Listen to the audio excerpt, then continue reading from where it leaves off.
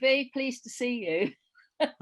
Well, I'm very pleased to be here. Okay, well, Roger, welcome. I've welcomed all the comrades, and it's fantastic to see so many people from all around the world. I will be a bit easy on him, but I'm not going to let him go over 40 minutes, comrades, because we need to be able to participate and have a very full discussion. It's not going to be questions and answers. It's going to be a real debate and a real discussion about the world, perspectives and analysis, and understanding the possibilities of what's going to unfold in the future. So, I mean, Roger really needs no introduction. I did write something that said, Roger is a revolutionary Marxist, a full-time socialist, and he's been one of those all his life. But then I wrote, I suspect most of his childhood as well, because Roger is an author,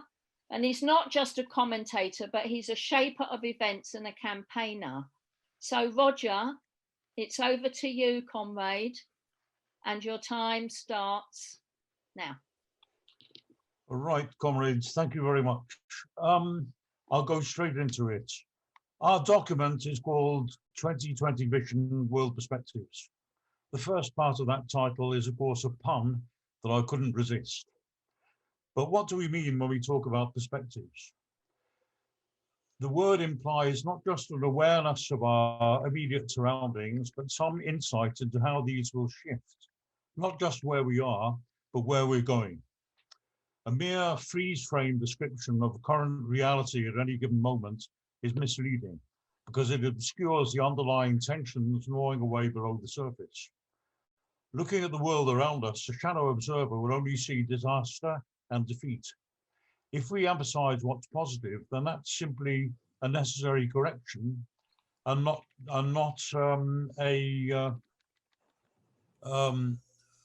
just an insight into the hidden contradictions, if you like, and the seeds of hope. Without a compass with which to orientate ourselves, without a perspective, we can't make a meaningful plan. But perspective is one thing, and clairvoyance is something else. Especially at times of rapid change, with processes constantly rushing and bouncing against one another and interacting and colliding, only a fraud would claim to predict events with any degree of accuracy. Unfortunately, there are many such charlatans who claim to be Marxists and who delude themselves that they alone have the answers. Life has a constant habit of springing surprises and posing new questions. We're often accused of over-optimism. Some left sects ritualistically reaffirm their faith in the working class. We don't operate on blind faith. On its current course, we're heading into a catastrophe, but that fate can be avoided. Marx quoted Hegel, a very, very favorite quote of mine: all that is real is rational, all that is rational is real. Since socialist revolution is in fact the only rational way forward, so it is reasonable to assume the possibility of its realization. But of course, there are no guarantees. Much of the current debate within WIN is about differing assessments of the current balance of forces in society. Is the monster reaction a growing menace? Will the working class fall prey once again to fascism or war? Or will it rise to its feet and liberate itself? Unfortunately, as at every crucial turning point in history, the answer is ambiguous. The answer is actually both. There is a sharp polarization in society. Reaction is swelling in equal measure to the radicalization and the growing combativity of the masses.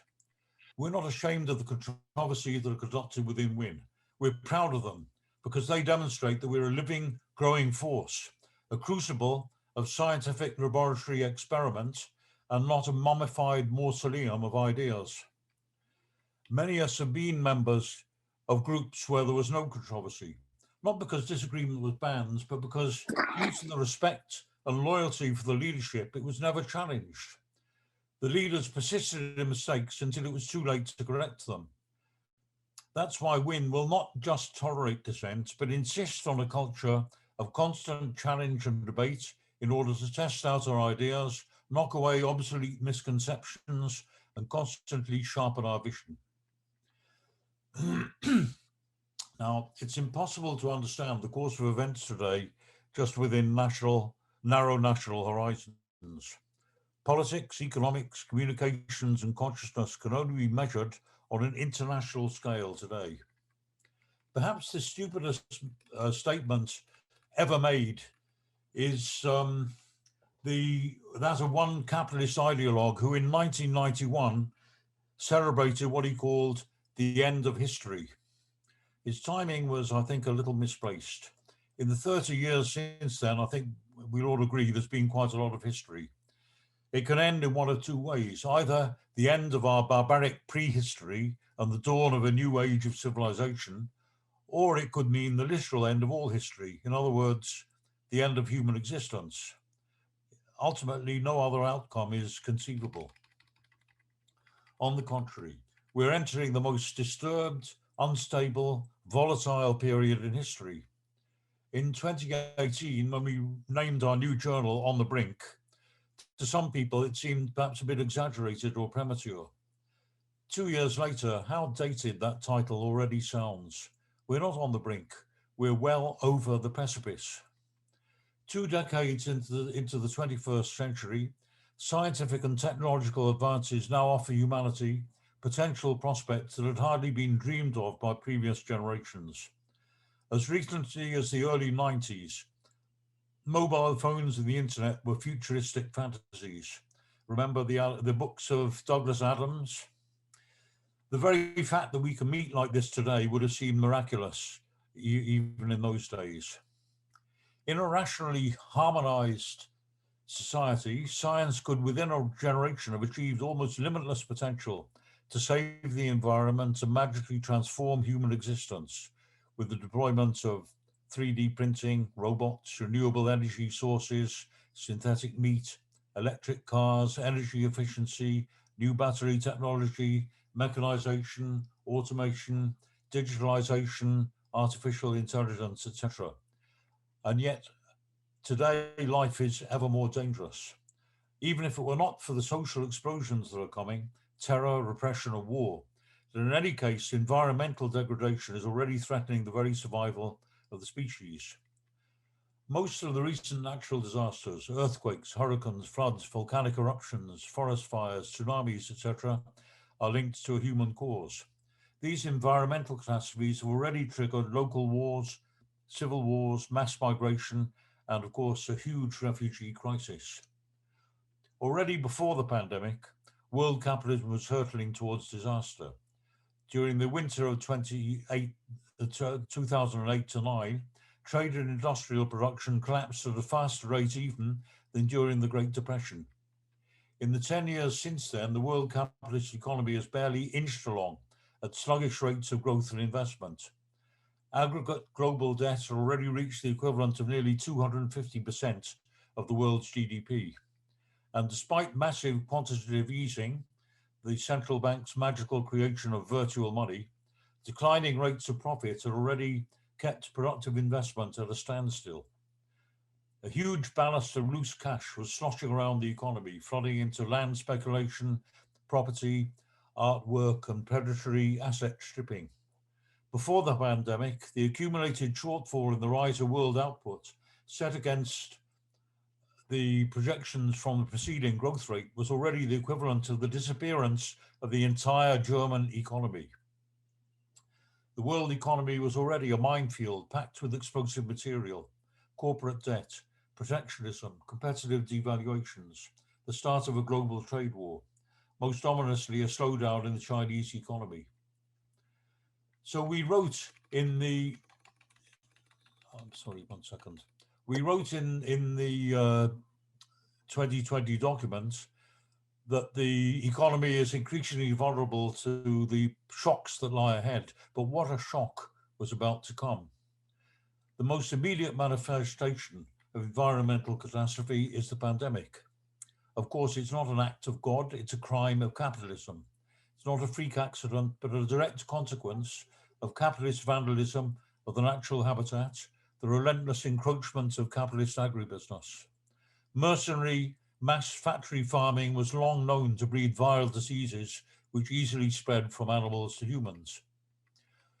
Only rarely, like with the Black Death in the 14th century or the flu epidemic of 1918, has such a simultaneous existential crisis gripped the entire world. The nearest equivalent, of course, were the two world wars.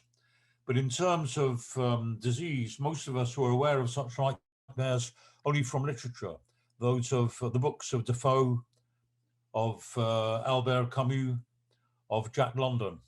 Uncannily, by the way, Jack London's prediction in his book, The Scarlet Plague, was not far out even of its timing.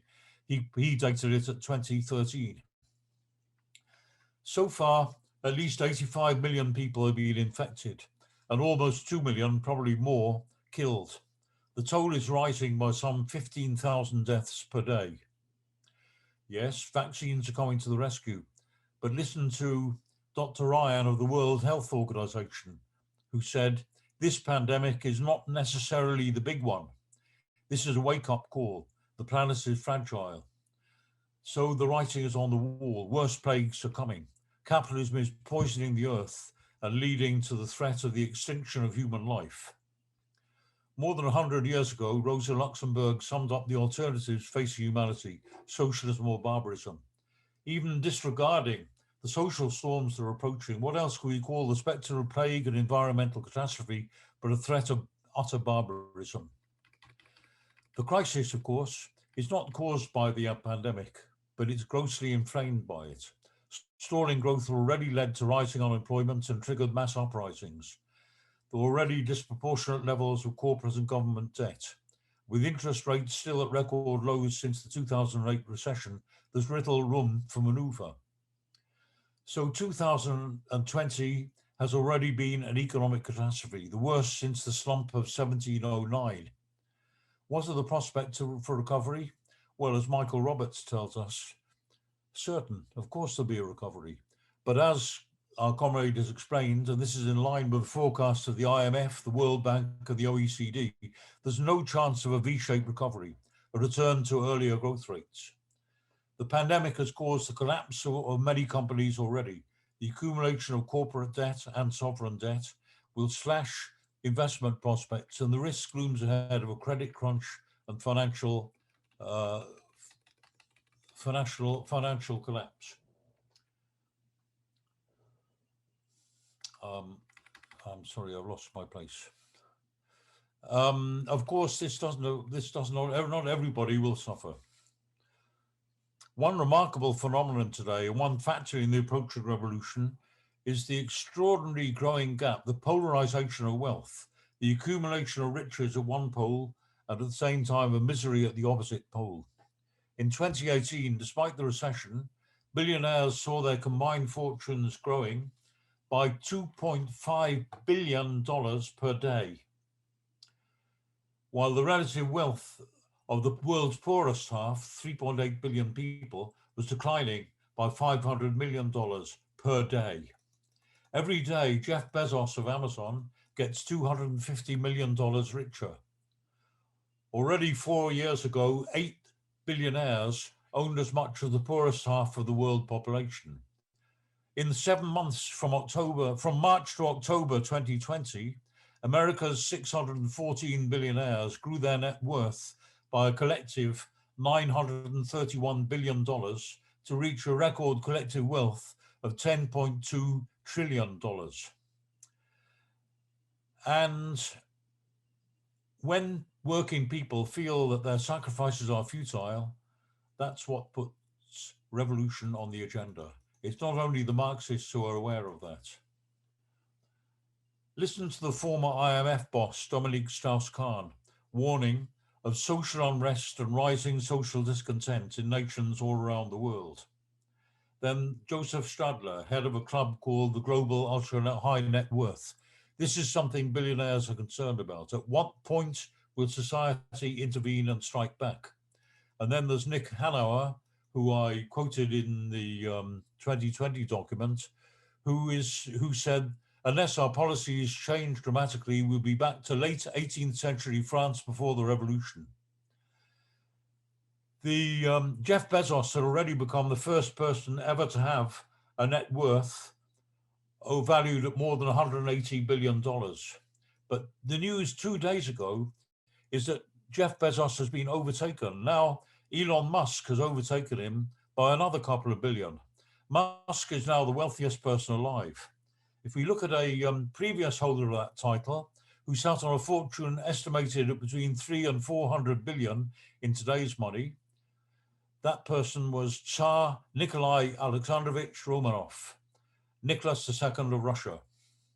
And by the way, since his canonization by the Russian Orthodox Church, the richest saint in history. Okay, so the previous richest man on earth, look what happened to him. So we can look forward to great events. As wealth is concentrated at one end of the spectrum, the rest of society is sucked into the proletariat.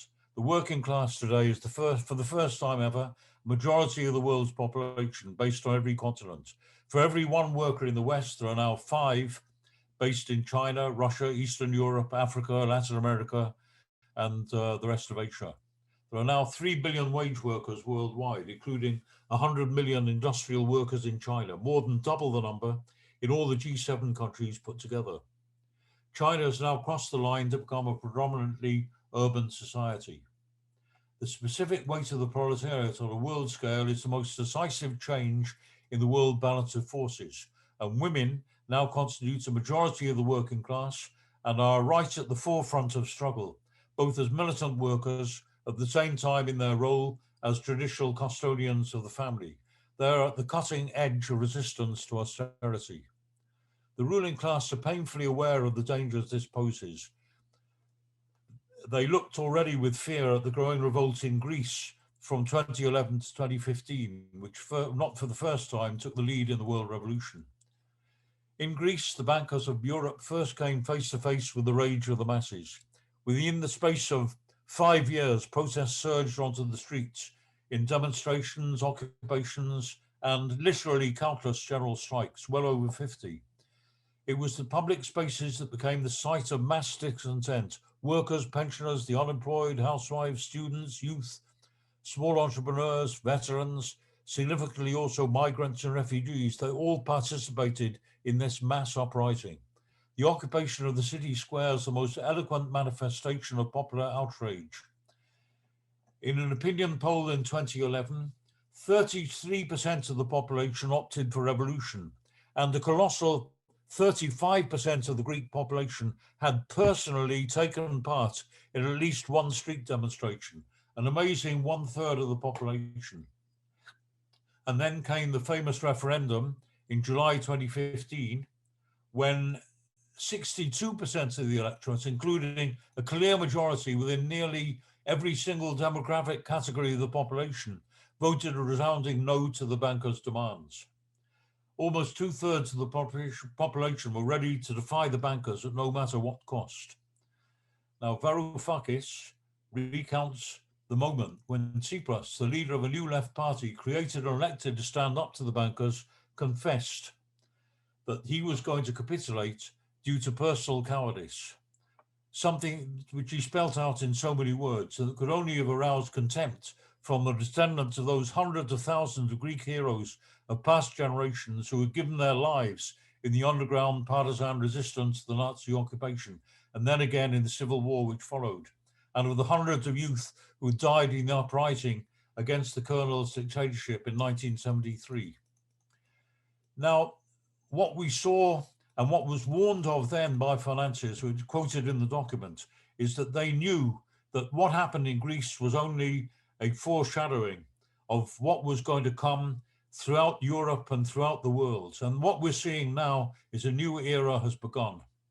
The first promise of that future movement could already be traced in the anti-globalization protests involving thousands of youth at the turn of the millennium, traveling across continents to besiege the secret cabals of the oligarchs. In the 30 million who marched in 600 cities worldwide on the eve of the war in Iraq in 2003. In the worldwide Occupy movement in 2011, spontaneously leaping from continent to continent.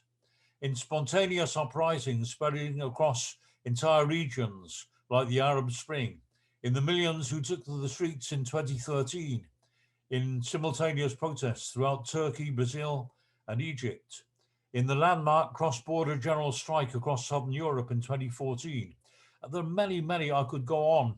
But of course, what we talk about now, what we need to look at is what's happening today. We've already witnessed, we've already documented the huge movement of revolutions leaping from continent to continent. Already before the crisis, there were uprisings on the streets in dozens of countries spread over 4 continents. But when we look today, I'm jumping over some of this, with only the briefest pause, the spark that ignited the Arab Spring in 2011 burst into flames already before the pandemic in dozens of countries around the world. In Iran, Iraq, Lebanon, Egypt in the Middle East, in Algeria, Sudan, and Guinea in Africa, in Ecuador, Chile, Colombia, Peru in Latin America, in France, Hungary, Catalonia, and the Czech Republic in Europe, in India, Indonesia, and the Philippines in Asia, in Haiti and Puerto Rico in the Caribbean, in Hong Kong, of course. The more truly universal outbreak of mass protests than we've ever seen before in history, more than in 1848, which was confined to Europe, more than in 1917 to 19, which was also mainly confined to Europe, more than in 1968. It's a worldwide turbulence, reflecting the unprecedented internationalization of the proletariat, which now straddles every continent, encompassing men and women alike, and now for the first time, a majority of the world population. And the kind of numbers involved, 1.3 million in Lebanon, 500,000 in Barcelona, 1/3 of the city's population, over 1 million in Chile, 100,000 in Iran, 200,000 in Colombia. There's never been such international turmoil. But hasn't the pandemic cut across this process? Well, there's an institution which monitors world instability. It's called the Verisk Maplecroft Civil Unrest Index. And it had already recorded, of course, 47 countries in 2019 with growing protest. But then it predicted in January more turmoil in 2020. And it had looked at, it looked back on epidemics throughout history, 57 epidemics between the Black Death and the Spanish flu. And it monitored how many revolts, rebellions, uprising, and protests had occurred in these same time periods. And it concluded, and I'm quoting, that major diseases of the past have often led to uprisings because of how those epidemics heightened social tensions. They concluded the economic shock of the pandemic, coupled with existing grievances, makes widespread public uprisings inevitable. They said it's a tinderbox. It doesn't take as much as it did a year ago. So let's look at the world in 2020.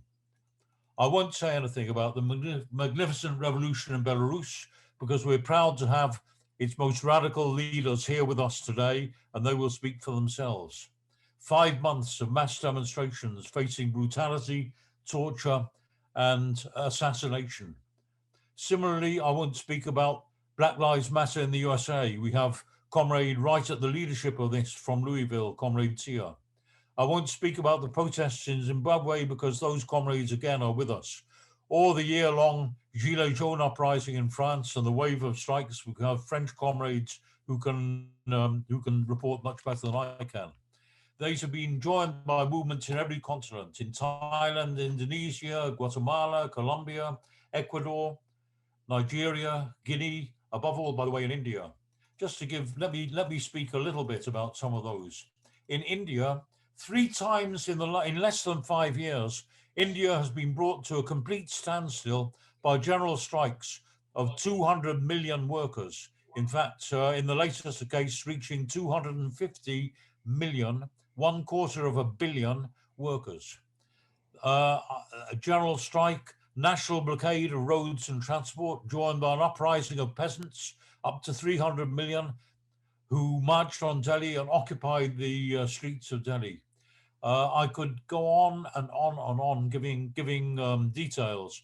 It encompassed every nook and cranny of society and every corner of the subcontinent. In Nigeria, a movement involving thousands and thousands and thousands, that's a quote, from a report of young Nigerians standing up in wave after wave of protest against police bullets, most of the participants being aged between 18 and 24 years old. In Sudan, which of course already had started its revolution in 2018, but as late as in December 2020, just a couple of weeks ago, thousands of Sudanese protesters once again on the streets, demanding increased, accelerated reform. In Chile, after heroic demonstrations in which dozens of people were killed, in October, they voted by a majority by a percentage of 78.28%. They voted to throw out the old constitution of Pinochet, finally purging the evil of the coup of 1973. In Thailand, demonstrations of up to 100,000 youth against the surviving feudal monarchy. In Lebanon, and by the way, our comrades from the Lebanon have sent their heartfelt apologies. They promised to follow the conference on video and maybe come to future sessions. But we saw again hundreds of thousands who took to the streets last October, again only 3 months ago, and saying we're fighting for our human rights. We don't have anything to lose anymore. Of course, as I said, I won't mention the huge demonstrations of the Black Lives Matter protests in America, but around the world, there were sympathy demonstrations and protest marches in 85 countries, including, by the way, workers at a base in Antarctica. So should I continue? Bulgaria, Kyrgyzstan, Peru, again, just a huge worldwide uprising. Right now, it's against that context that we have to consider the flip side of the coin, the rise of the far right. It's a horrible spectre from the past. We've monitored in the document the rise of the right in country after country after country. And certainly we're witnessing horrors like the bloodbath in Syria on a scale equivalent to the Spanish Civil War, the thousands of migrants drowned in the Mediterranean, the forcible separation of children from their families at the Mexican border, wholesale deportations, mass incarceration in refugee camps, the official denunciations of entire peoples, Mexicans, African migrants, Italian Roma, as animals. This is the resurgence of long-buried nightmares. And we have to say, put that in the context of what has happened just days ago in America. The richest and best armed power in the world history is crumbling before our eyes into chaos. It's ironic, it's a huge irony that the power that inflicted countless military coups around the world has suddenly found itself a victim of an attempted coup back home. And the USA, if you like, it's imminent danger of falling into the category almost of a failed state. Now, what does this mean? Certainly this riot constitutes an ominous warning, all the more so given the obvious collusion of a section of the police in allowing the invasion of the Capitol building. But it also exposed the weakness of reaction. It stripped bare not just the ultimate threat, but also the ineptitude, the farcical ineptitude of the fascists, and it will sharpen and accelerate the radicalization of the youth, the black population, the oppressed and the exploited. Already some years ago, in successive opinion polls, 54% of respondents in America voted yes to the idea of, quote, political revolution to redistribute money from the wealthiest Americans. That included 68% of Afro-Americans, 65% of Hispanics, 68% of 18 to 29-year-olds. Trump's aborted putsch will surely speed up their radicalization and that of the youth, the women, the black population, and the working class, including the mass of currently non-unionized casual and zero hours workers, and stiffen their resistance. Now, looking for historical parallels. In 1920 in Berlin, a coup was staged by an ultra-right official called Kapp. Without the support at that stage of the ruling circles of the establishment, his government lasted a mere 2 days before a general strike was called and he was forced to flee the city. The Cat Putsch was, of course, a deadly serious warning of the indescribable horrors that were to come. But it was a premature and ill-considered escapade which in the meantime pushed society further to the left. Another example, in Spain in 1981, some fascist officers led by Colonel Tejero stormed into the parliament chamber, fired shots into the air, forced the parliamentarians into the undignified posture of hiding trembling under their leather benches. We've seen similar antics on the part of the AWB in South Africa, who in the early 1990s tried to stage a rearguard revolt against majority rule. In all of these cases, lacking for the moment the dominant sectors of the ruling class behind them, and faced with the population thirsting for liberation, these creatures were humiliated. And isn't that the same, more or less, what we have seen even more graphically in Washington this week? Yes, this lumpen rabble constitutes a future danger, but for now, they're humiliated. There are strict limits to the powers of the aspiring dictators around the world. Trump apparently has gone. Salvini has gone. Johnson, I predict, will not last his full term. Orban, Erdogan, Bolsonaro, Modi, Duterte, they're all facing threats to their rule. I would like to give more examples, but I'm conscious of the passage of time. Look at, above all, in India, though. Narendra Modi's BJP won a landslide majority in a general election just 18 months ago, and is now confronted by a mass uprising of hundreds of millions of workers, peasants, and the poor.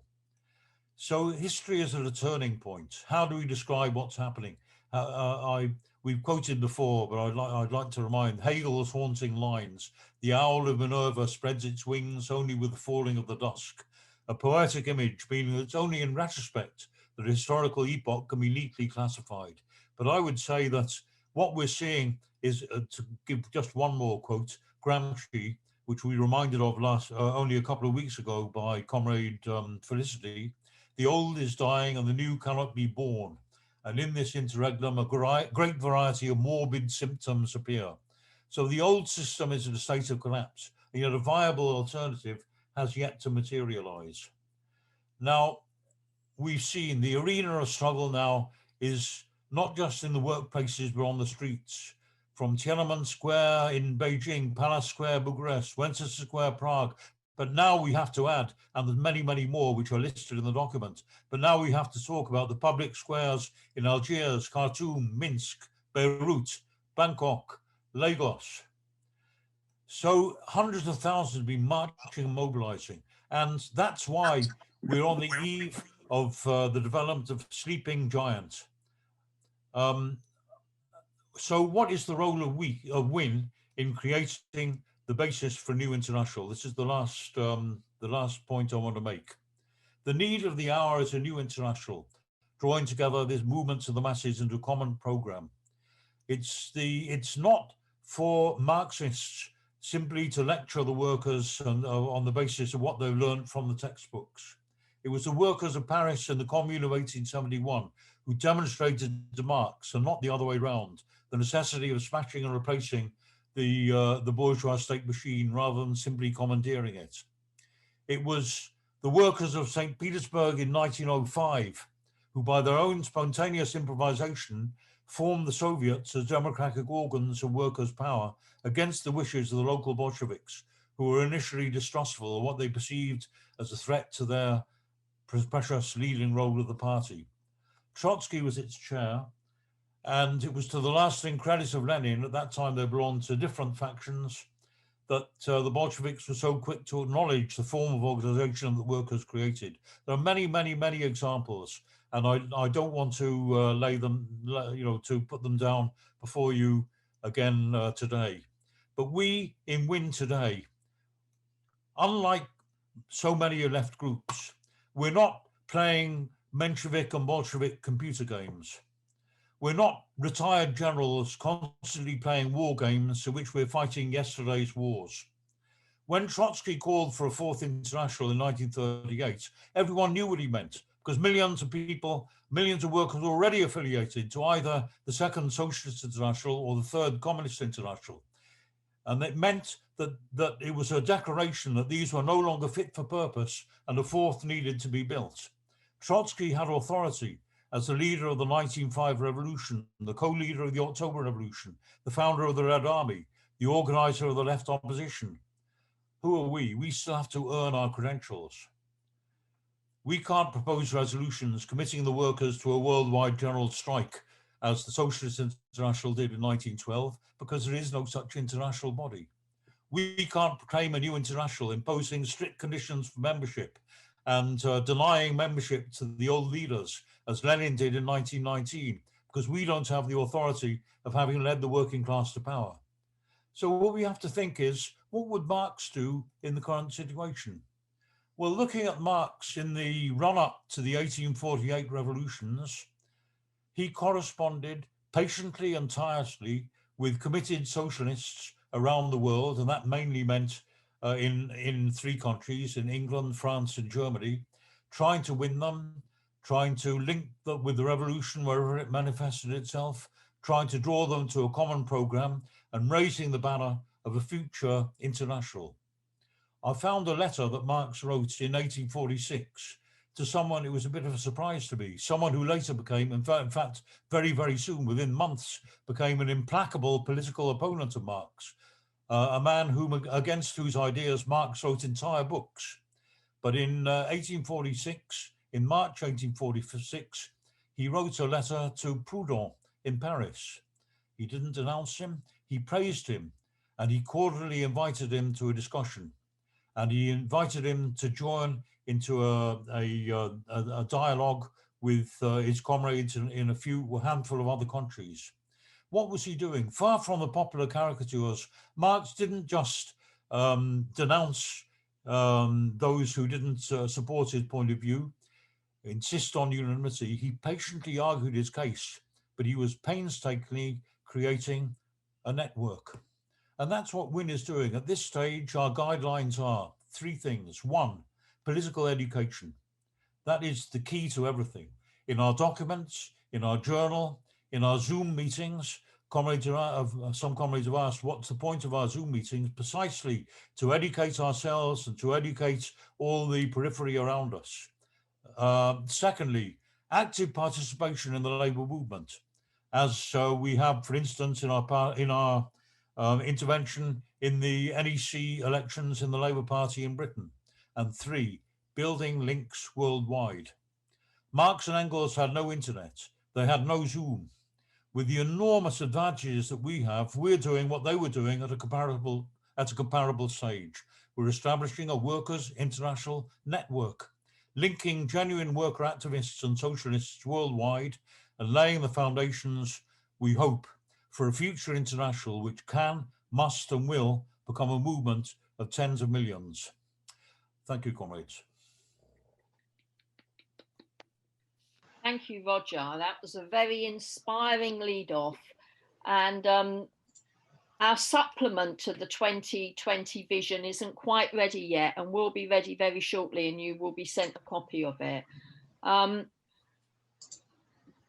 The examples you gave, Roger, of volatility around the world and the turbulence that exists, you won't have seen in the chat because you were speaking, that Comrade Hannah has given apologies from one of the comrades that was alongside her, because somebody has been arrested and he's had to go and give support at the police station to the comrade arrested. So, you know, there is a practical example here now of volatility, of oppression and repression of anybody who stands up and speaks out and organises. And it's a privilege today to have so many fantastic organisers from around the world. So we want to hear your contributions. Can I ask you two things? First of all, that you use the, put your hand up in the participant because that means that I can keep a track then of the order of who wants to speak. That would be very, very helpful to me. That you're on mute unless you're speaking, because we don't want to have any extraneous noise. And I would ask you, please, to keep your contributions to 5 minutes if you can. We're going to try and get everybody in. And I know there are some people who want to speak more than once, but I'm going to be quite firm about this. And people who had not spoken, I will take them over people who want to speak for a second time. Okay, comrades, so I hope that's all right with everybody. There is the chat. I'll try and keep my eye on all of this. Okay, so who would like, put your hand up in the participants if you would like to make a contribution. Tia's asking to speak now. Yes, I can see, I've just seen that. Thank you, Tia. Would you like to come in, comrade? Yes, thank you. I had to stop because I'm traveling to Indianapolis, so I wanted to, my daughter has a volleyball game, so I wanted to go ahead and jump on now. So my name is Tia Edison. I'm from Louisville, Kentucky, where Breonna Taylor was murdered by the police department. I've been a social justice activist for over 20 years. I'm an educator for the last 12 years in the public school system. So I don't know how much information everyone knows about Breonna Taylor, but I'll go ahead and give like just a little brief understanding of what's been happening.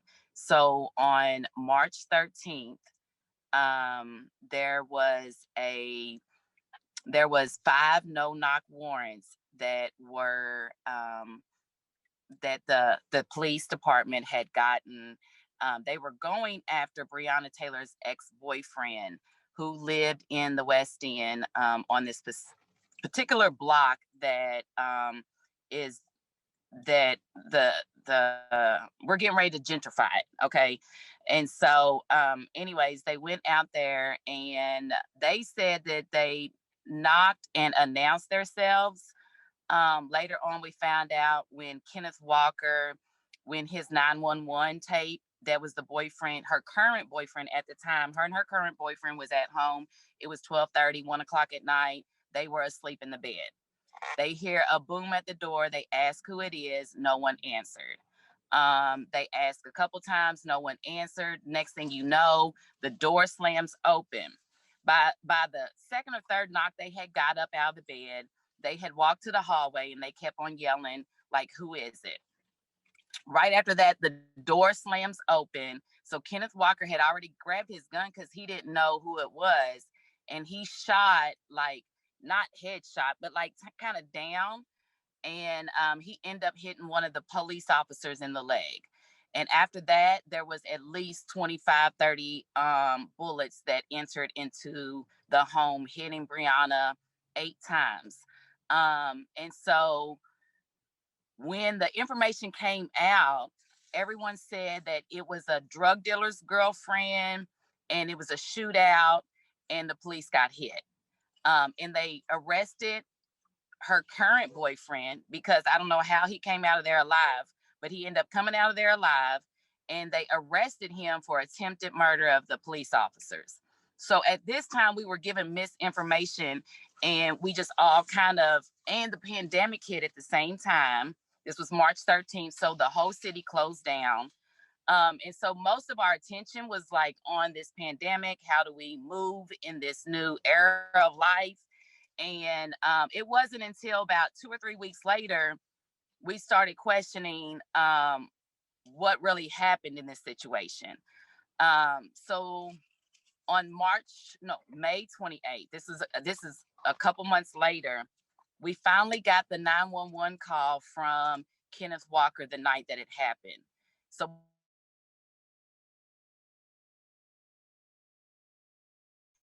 to these dealers, and they shot the police, knowing it was the police, and they shot them. So the 911 comes out, and Kenneth Walker, you can hear him in fear saying, I don't know who is coming in. They just shot and killed my girlfriend. I don't know who it is. He's calling 911. He's calling the police to come help him, not knowing that the police is the ones that just shot him. So that was kind of like an out. And then this was right after George Floyd. So people in Louisville took to the streets.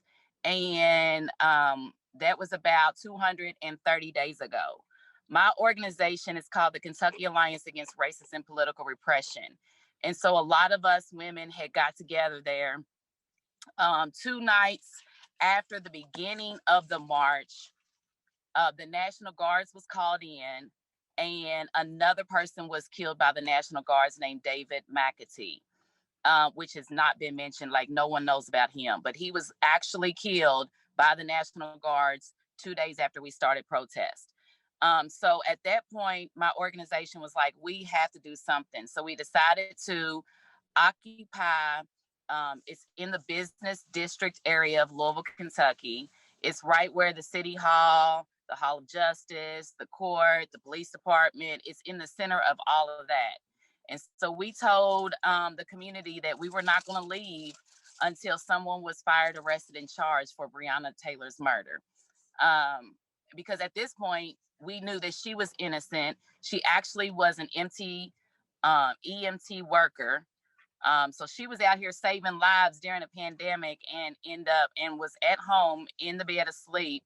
Had nothing to do with her ex-boyfriend at the time. And her house was rammed. It was invaded and she was killed. So at this point, it has went to Attorney General Daniel Cameron, who is the prodigy of Mitch McConnell, who is the Grim Reaper of the Senate, the U.S. Senate, Mitch McConnell. So Daniel Cameron is a Black man, but yet he worships Mitch McConnell, and he's the Attorney General of the state. So we gave him the case, or we didn't give it to him, but the state gave it to him. At the time, he had it for about 2 months. And in that 2 months, he got engaged. He bought a house, moved into a house. He got married. And then he came out with the results, which was he was not going to charge any of the police officers. At this time, the grand jury, who are supposed to not come out and say anything, they got their own attorneys and decided that they want to come out with the truth. And so the grand jury, if it wasn't for the grand jury, then we would have never known that they never even presented charges for Breonna's murder. The only charge that they presented to the grand jury was one of the police officers with all of the bullets. One of them went into a neighbor's house and he got fired for like reckless wanton endangerment. So no one was actually even charged with Breonna Taylor's murder. So at this point, we are asking for another special prosecutor, since Daniel Cameron didn't do his job. And we are asking for police reform. We are, we're just asking for justice. We still don't have justice. I know that we've had, and I don't know if you guys know what's happened in Ferguson, but a lot of their organizers had years later ended up being killed. And so since then, we've had 2 organizers that have been murdered within 2 weeks, about a month ago. And there's just a lot of trauma, and we got to understand that the mental part of this, of racial trauma, and for calling for Black liberation, it is very traumatic. We live in Kentucky. We have a lot of white supremacists on our police department. Travis Najdi, he was the one that was killed on November 23rd. And in the area that he was at, there are known white supremacists. Like, they've came out in the news and said that they are part of this police department. So there's a lot of things that we have to still do. And so with the Kentucky Alliance, like I said, we occupied it for 130 days. But now we want to transition into concentrating on the police union and get rid of the immunity. And then we want to focus on cop watches. And so cop watches would be us learning how to, because we're nationally, everyone is calling for defunding police departments. But in order for us to defund the police departments, we got to learn how to police ourselves and have community policing. And so this is another form of that. There's a lot of cold cases. The whole justice system, I mean, that's a whole nother, it's going to take more than 5 minutes for me to talk about the cold cases, but the whole justice system does not give us justice because they don't even investigate Black on Black crimes. They leave it to people that they call snitching or witnesses that they're not protecting. And so overall, this police reform looks like us tapping into these cold cases and helping solving them and trying to get answers and giving healing to the community, to the family members that have not had any justice for their family members. This also calls for like the Breonna's Law, which is a ban of no-knock warrants. We have that locally. We did get that passed. That was one of the successes, but we need to get it statewide and we need to get it federally pushed to ban no-knock warrants, which is nothing but a home invasion. I hope I covered everything. If you have anything specific you want to ask, I'm free to answer anyone's questions. I try to keep it down to 5 minutes. Well, I gave you much more, Tia, but in recognition of the fantastic campaign and the dangerous work that you're involved in, you know, we're very much in awe of you, Tia. That was a whistle-stop tour, and I know many of us follow what you're doing on social media. You put something in the chat earlier, didn't you? A link for everybody. And they were colonized by almost immediately by people who are representatives of Lukashenko's elite, who basically declared themselves to be in the opposition, but who remain connected to the elite and who remain connected to the Russian elites. What I'm talking about is basically the Coordination Council, which is run by, in reality, which in theory, it includes about 10,000 people, but the reality is that it's been run by 5 or 6 people, and they are all connected to Lukashenko's elite in one way or another. So it's people who either declare themselves in opposition, like former ministers, former ambassadors, or it's people from the campaign of one of the candidates who is now in prison, who is a banker, and he's connected to Gazprom Bank. He basically was the CEO in Belarus for Gazprom Bank in Belarus.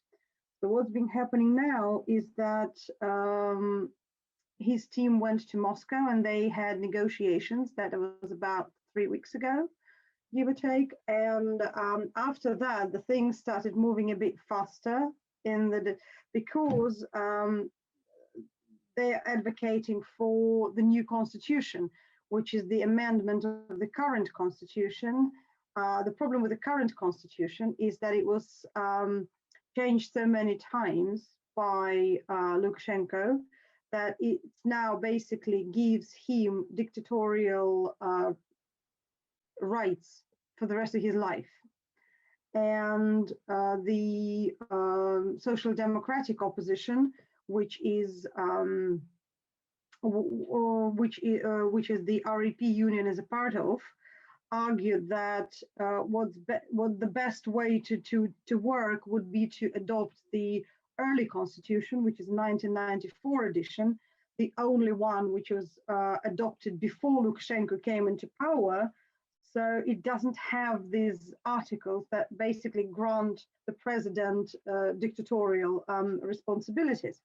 However, that is being declined by the Coordination Council.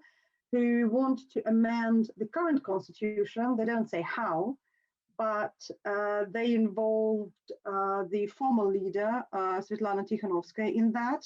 So her team is working together with these people, and she's just become a facade, nothing else, unfortunately, in the last 5 months. So they're working on this new edition of the constitution, and as soon as the negotiations in Moscow took place, Moscow started talking about transfer of power. And almost immediately, the Coordination Council and Tikhanovskaya's people started talking about the constitution and that it's almost ready and that we have to go through a people's referendum to basically adopt it. But nobody says what it is. And the suspicion is that they would keep those dictatorial articles in place. They will just basically bend it a bit. So it looks, on the surface, it looks more democratic. So that's the main danger in Belarus right now.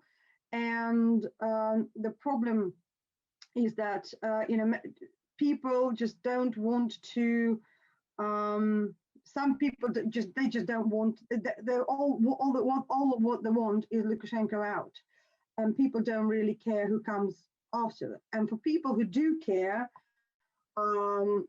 they are trying to do things, and unfortunately Gennady had to leave to basically deal with the most recent arrest and to see how it's going and where the person's been taken, because there are quite a few places in Minsk where they take people. So because he would have reported on what, better than me probably, on what the union is doing. But at the moment, REP is transforming its own program, which actually comrades can find on the website. Let me just get the website.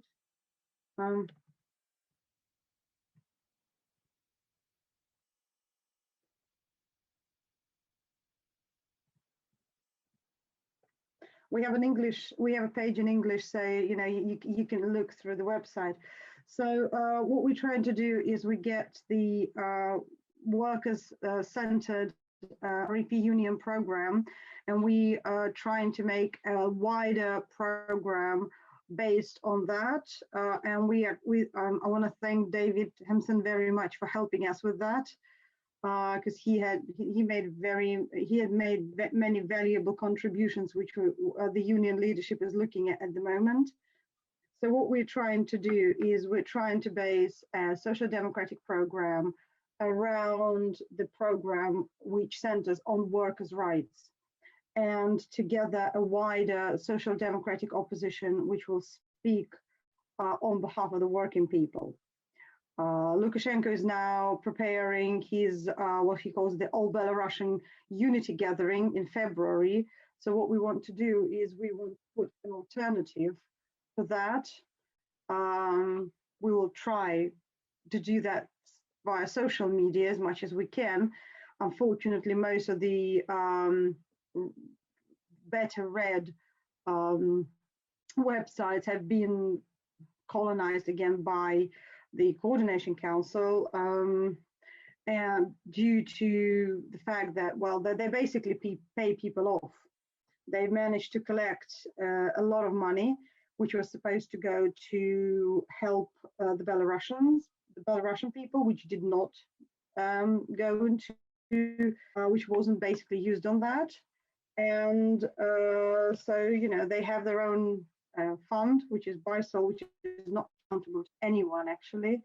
So Belarusian diasporas already got disappointed in that they stopped funding it because because the Canadian diaspora asked for an audit and the fund declined on nonsense grounds, but that's what they did.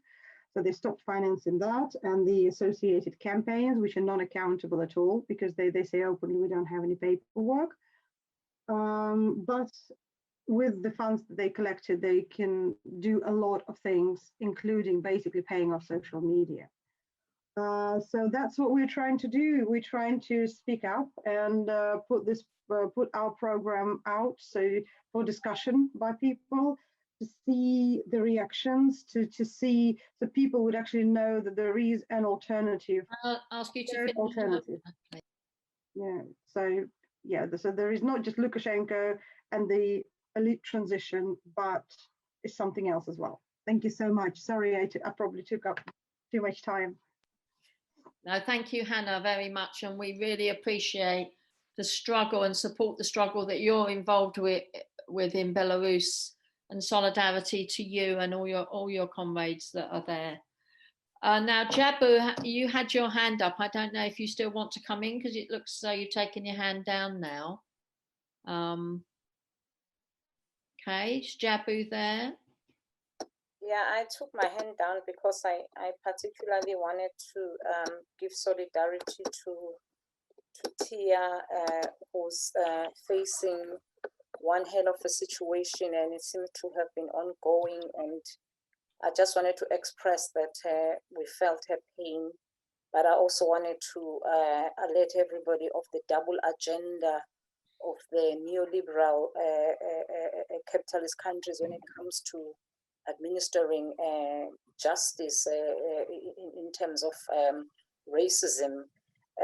This is prevalent in all sorts of situations that we've seen, where there's a two-tier system when it comes to dealing with Black people and dealing with a white insurrection.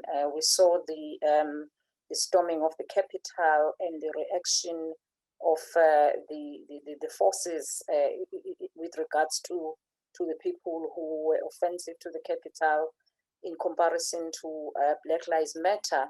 The situation that Tia was describing was a situation where people were attacked in their home, were unarmed, and ended up being killed by the police force, and the police force has colluded, and basically they've been let off scot-free.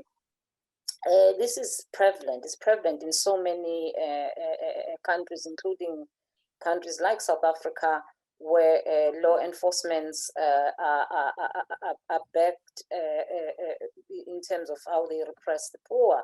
So I wanted to give solidarity to Tia and talk about even the UK is not innocent in this. They are already, for years, they've been rolling out the sort of double standard type of justice, where they are repressing the Black youths and forcing them to plea bargain for crimes that they didn't commit. It goes on and on. They stop and search. They do all sorts of things here. So it's something that needs to be addressed. And my worry as well is that the more we talk about it, and people seem to be kind of relaxed in terms of how they are responding to it, as if it's yeah, we know, but this is serious. This is about life and death for our people, and people have lost lives. The pandemic was a great illustration of what poor communities are going through.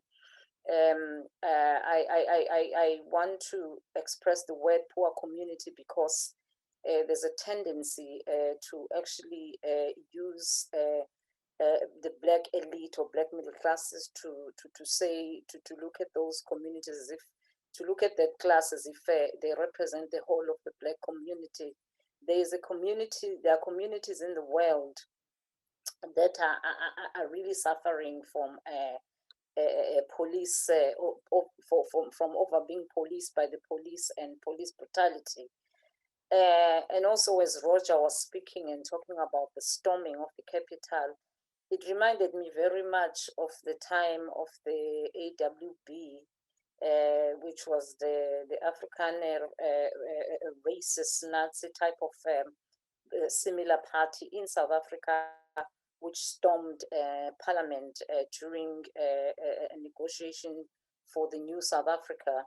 And I think there were no reprisals. So there's quite a lot of parallel situations when these Nazis, I remember one of the demonstrations I was on in Oxford here in, I think it was 2018 when Steve Bannon came to visit Oxford, and one of the slogans that was being uttered by the youth, they were saying, who protects the Nazis? Police protects the Nazis.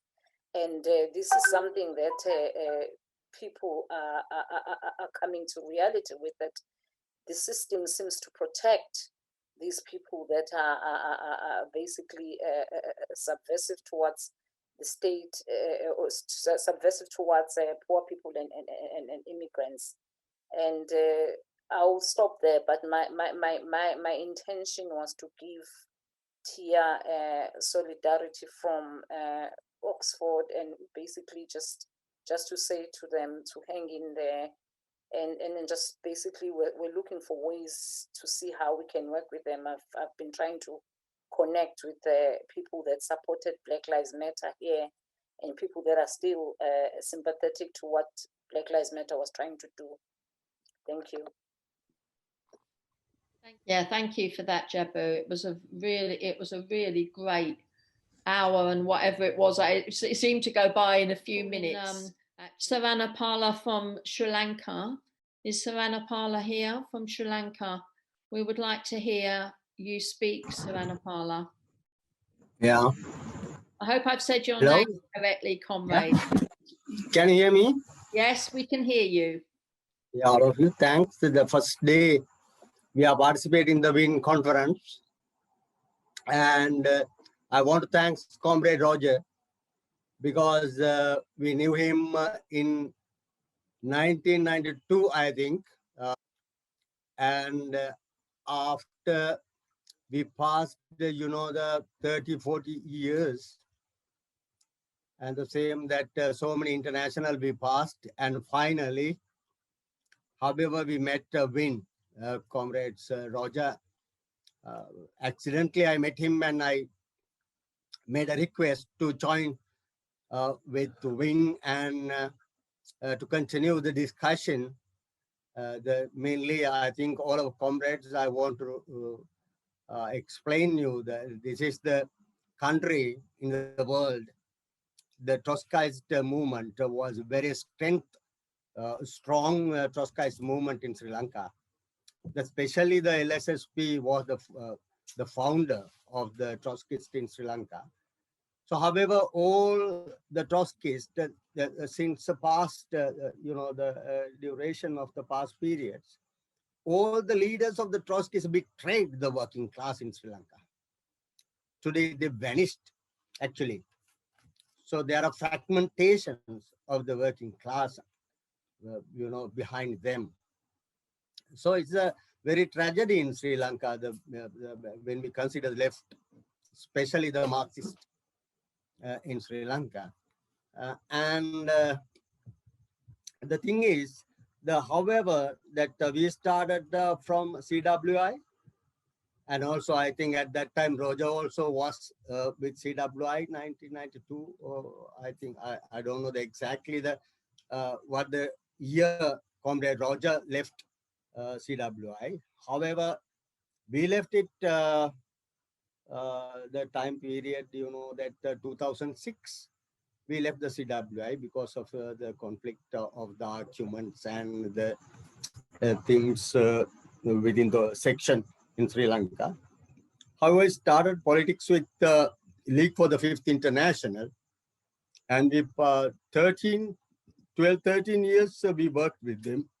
And finally, the last general election and also the presidential election, we put forward the candidate. In the women candidate, actually, she was an environmentalist, and also she was new for the socialism. So, however, we wanted to keep her to, yes. Give a minute.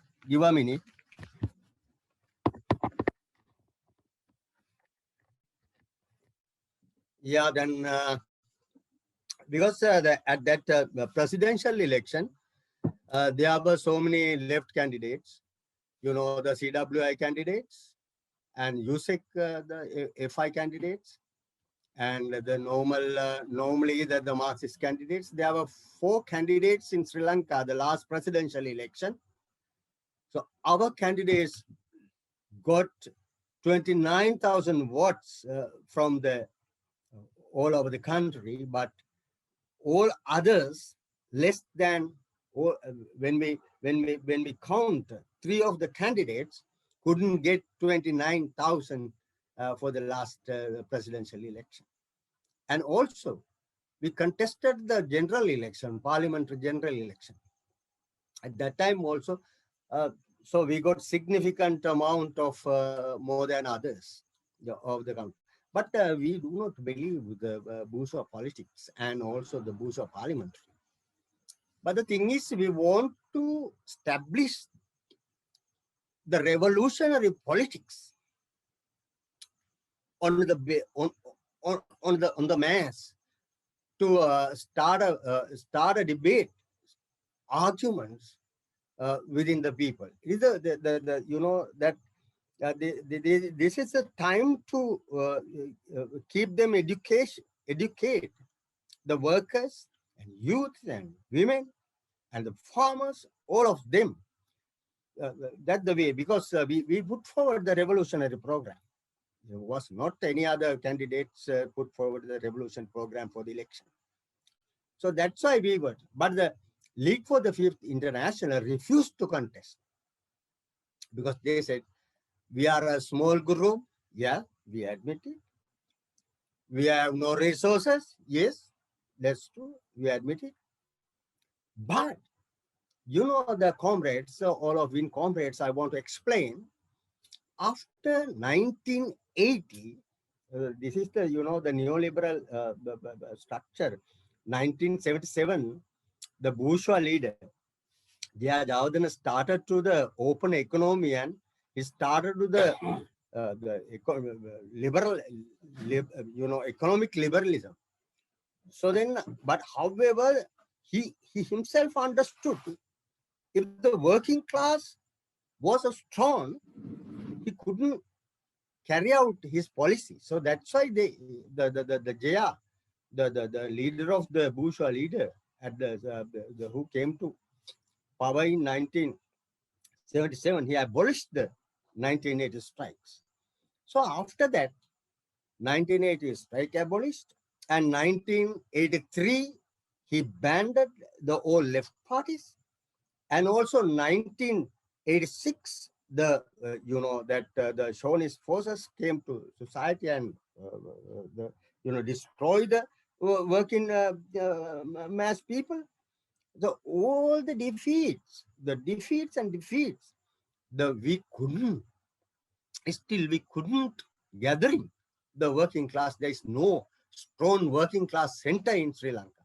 There are some trade unions in Sri Lanka, but the thing is, after the 1980 strikes, there were some leaders comes from the society, the trade union without politics. That it means, you know, that they want to conduct the union without politics. It means that you know that the 1980 strikes, there were too strong the mass demands, including one for the all strikers involved as a demand, because we based on 3 demands on the 1980 strikes, and one for the 300 rupees increase, and second is the protect the concessions of the people and stop the liberalize the system of the country. So that's why that it was a, you know, 50% the political demands was there. But after 1980 strikes, some of the leaders openly exposed and cried without politics, independent unions. Independent means it's bourgeois politics and bourgeois attitude. So then workers thought, yeah, that is correct. That is correct. the independent, because then workers did not listen any word the politically what they want. So that now you can consider the comrades, all of you, that since 1980 today, then we passed a lot of years, still we couldn't find a trade union center in Sri Lanka with political some sort of political demands. So that the problem is still today we are facing this type of weaknesses in Sri Lanka. So that is why that. So however we try to explain to I apologize, comrades, I'm talking about the League for the Fifth International, because it's an international organization in the world, and so it's a Trotskyist organization. So therefore we want to explain how do we continue the Trotskyist policies regarding so ignore the mass actions, because as I explained, there were no any struggle in the working class or the farmers or the youth and everything. So but we understood and we tried to explain to the comrades there were no any struggle in the field of the mass actions. So therefore people think, we understood, people think the election also is a struggle. So that's why we want to contest. Though we have a lot of weaknesses, though we have a lot of scarcity of our funds, and we have a lot of scarcity of our comrades. So but we try to contest, because then that the League comrades did not allow us to contest the local government election now 3 years ago. But we contested 3 districts, and however we won one local government councils in Ratnapur area. So then, but the comrades did not appreciate it. So we thought that it is our victory, but the leading comrades did not appreciate it. However, we argued, and finally, they blamed us. We are opportunist, dishonest. Can I ask you to draw it to an end, please, comrade? Yeah, how many minutes I have? Just a couple of minutes more. Yeah, okay, thank you. Then finally, they branded us opportunist and dishonest section in Sri Lanka, and they expelled. Yes, we want to say we dishonest, we opportunist for the bourgeois politics, bourgeois parliament. We are honest. We are positive for the revolutionary politics. They couldn't understand who are we, because our lifetime started our politics in 1976 from the LSSP. And from the since then, we were working with working class, but we did not betray the working class, and we did not misunderstand and mistakes. So however, we came to left path. But all the leaders in Sri Lanka, the LSSP leaders, CP leaders, Communist Party of Moscow leaders, and also other all leaders who called themselves left and Trotskyists vanished. There was no any comrades in Sri Lanka now in the as Trotskyist movement. So yes, we can see WSW's people are here. They are actually they are sectarian. They are working, but they do not involve in any workers' struggle in Sri Lanka. And also they are the USEC people, the people are here. they can work with all the organizations who are in Sri Lanka. That's why we actually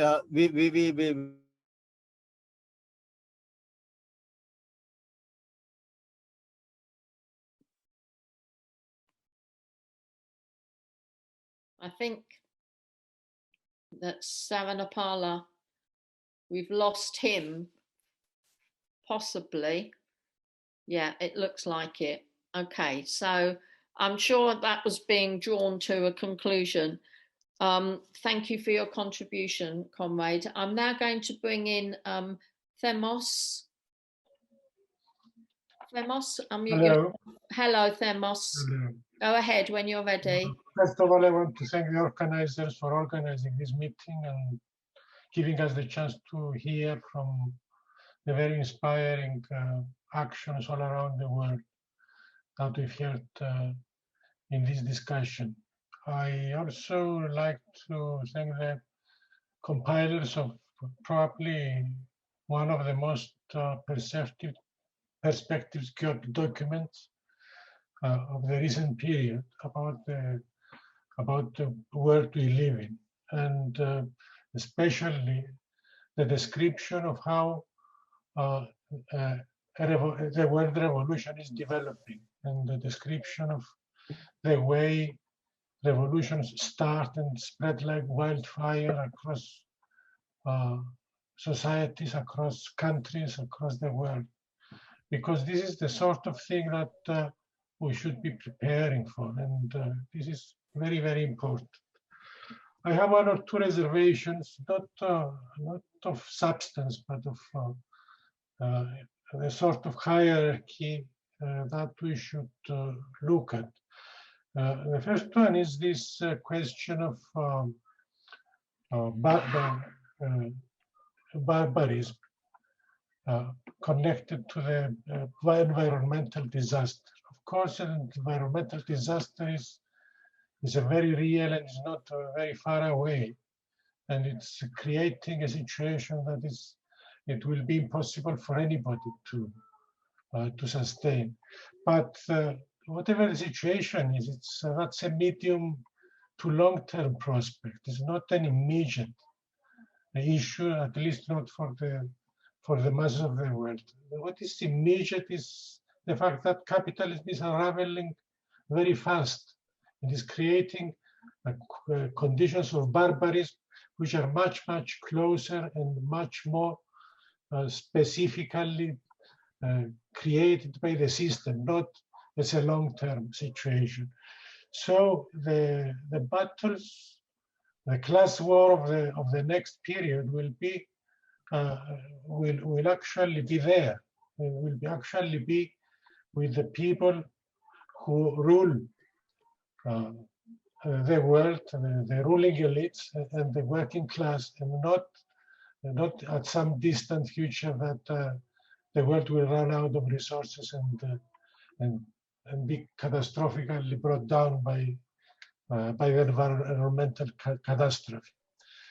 And this is something that we are seeing subtly showing itself, for example, in the events in the capital a few days ago. I mean, we have been predicting this, but we never expected that we would see it so tangibly, so quickly. And this brings me also to the fact that we are going through probably one of the worst crises of capitalism. That was justifiably compared by Roger with the two world wars, the COVID-19 disaster, because the failure of capitalism to go through it in an orderly way shows how degenerated the system is, and how impossible it is to expect that it will survive to see its own environmental disaster materialize. The second thing that we should see is that why are capitalist governments prepared to really destroy capitalism in various countries? by lockdowns and by autocratic means and the destruction of democratic rights and all this and not care. Probably we shall start looking and trying to redefine what is capitalism today. I mean, the fact that a few giant corporations call the shots, are able to control the political game and manage to, at the same time, to get richer at a time when everybody else is becoming poorer. They are becoming richer and they're more powerful. At the moment, the traditional capitalists of all countries are really being destroyed. They're being thrown into despair. Of course, I'm not saying that this is going to create a stable new capitalism. No, what they are doing is not sustainable. But for the moment, they are managing to control the situation, and they are managing to plunder the wealth of the planet and really make the situation worse and worse, but better and better for them. This is one thing. The second thing that I would like to put down for discussion is what is revolutionary policy nowadays? How do we get over? How do we win the class struggle that is developing? Because what is missing around the world is a program. It's an actual program that we can all hold on to and work with. And I'm not sure whether using the usual old concepts of class struggle is enough. We have to see that today the capitalism has no possibility of giving the workers anything better. So when the workers ask for basic reforms, the reality is that they are asking for revolution, and we have to see that any reform program leads to revolution, and any revolution has to begin with a reform program. So we should try to formulate policies that are able to win the masses and make the revolution go ahead. Events in Greece are very important, have to be analyzed again and again to see what happened then. Because what happened in Greece gave scared really the ruling classes much more than anything else in the last period. Not even the Arab Spring didn't scare them that much. And that is events in an almost unimportant country of Europe. I mean, probably one of the least able to sustain itself. Also, the experience of Jeremy Corbyn and Bernie Sanders is very important, and that should give us also a handle in analyzing the situation. Thank you very much again for everything that we've heard tonight. Thank you very much, Demos. I mean, that was a brilliant summary, I think. And it does feel as though things are collapsing and the capitalist class are just being able to just keep a grip on it at the moment. But it feels in your bones as though in the UK that we actually are on a precipice, and there will be something that occurs. We don't know what it is. There'll be some spark, and the whole environment will just explode, and it just feels very much like that. And I'm sure it does in other places too. I'm going to bring in a new comrade, Hafiz, to speak next, and then after that it'll be Finn. Okay, so where's Hafiz? Can you come in, please, comrade? Okay, Finn, we'll go to you, please. Okay, comrades, there's been some excellent contributions so far in this discussion. I think Roger's opening contribution was very, very good. And the document itself is an excellent document, putting forward the basic principles on which WIN is based. The question I want to raise is around this argument. Why don't we have socialism already? Given that all the problems that Roger has outlined exist and are becoming more intense, given that the workers are rising all across the world, but particularly the ideas of Marxism have been around since the middle of the 19th century, and socialist ideas and worker solidarity from long before that. We've had so-called socialist governments in Europe, in France, in Germany, in Britain 7 times, in Portugal, in Spain, in Greece, in Sweden. Time and time again, people have elected trade union leaders and other leaders of the labour movement to achieve socialism for them. And on each occasion, they've been let down. I just mentioned Europe, but it's also the case in South America, for example. Big mass movements in Chile, in Brazil, where the Workers' Party had 80% of the vote in recent years, and now they've gone on to something like 30%. In Asia, I mean, the comrade from Sri Lanka has explained it, where you had a mass movement, the Lanka Samaj Party. In India, a huge communist party. In Africa, obviously in South Africa, a big movement. Why do we not have socialism already? Time and time again, the workers are let down by their leaders, sometimes by confusion in terms of policy, sometimes by outright and conscious betrayal of the class. Now, I want to take the example of Ireland just to illustrate the point specifically. The Labour Party in Ireland was founded in 1912 in the revolutionary period by Marxists and by socialists and leading members of the Labour movement at the time. Today, the Irish Labour Party, in an opinion poll, gets 4%.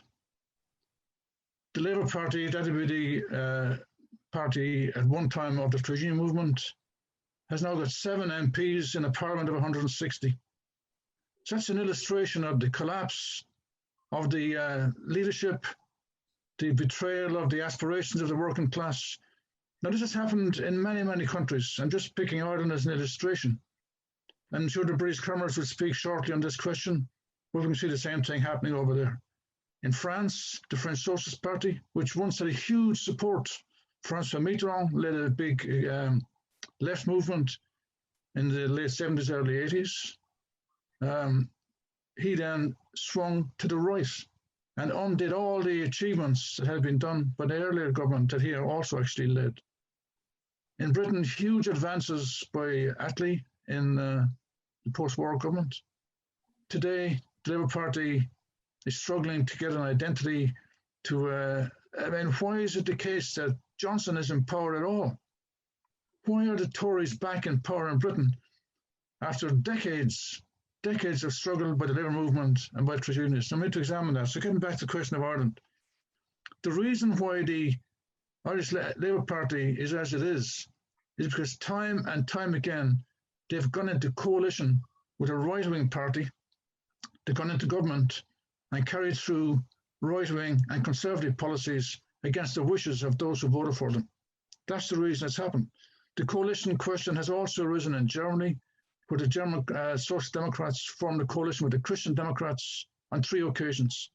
And today, this once great party, once a Marxist party in Germany, is now on 33% of the vote and tail-ending the Christian Democrats.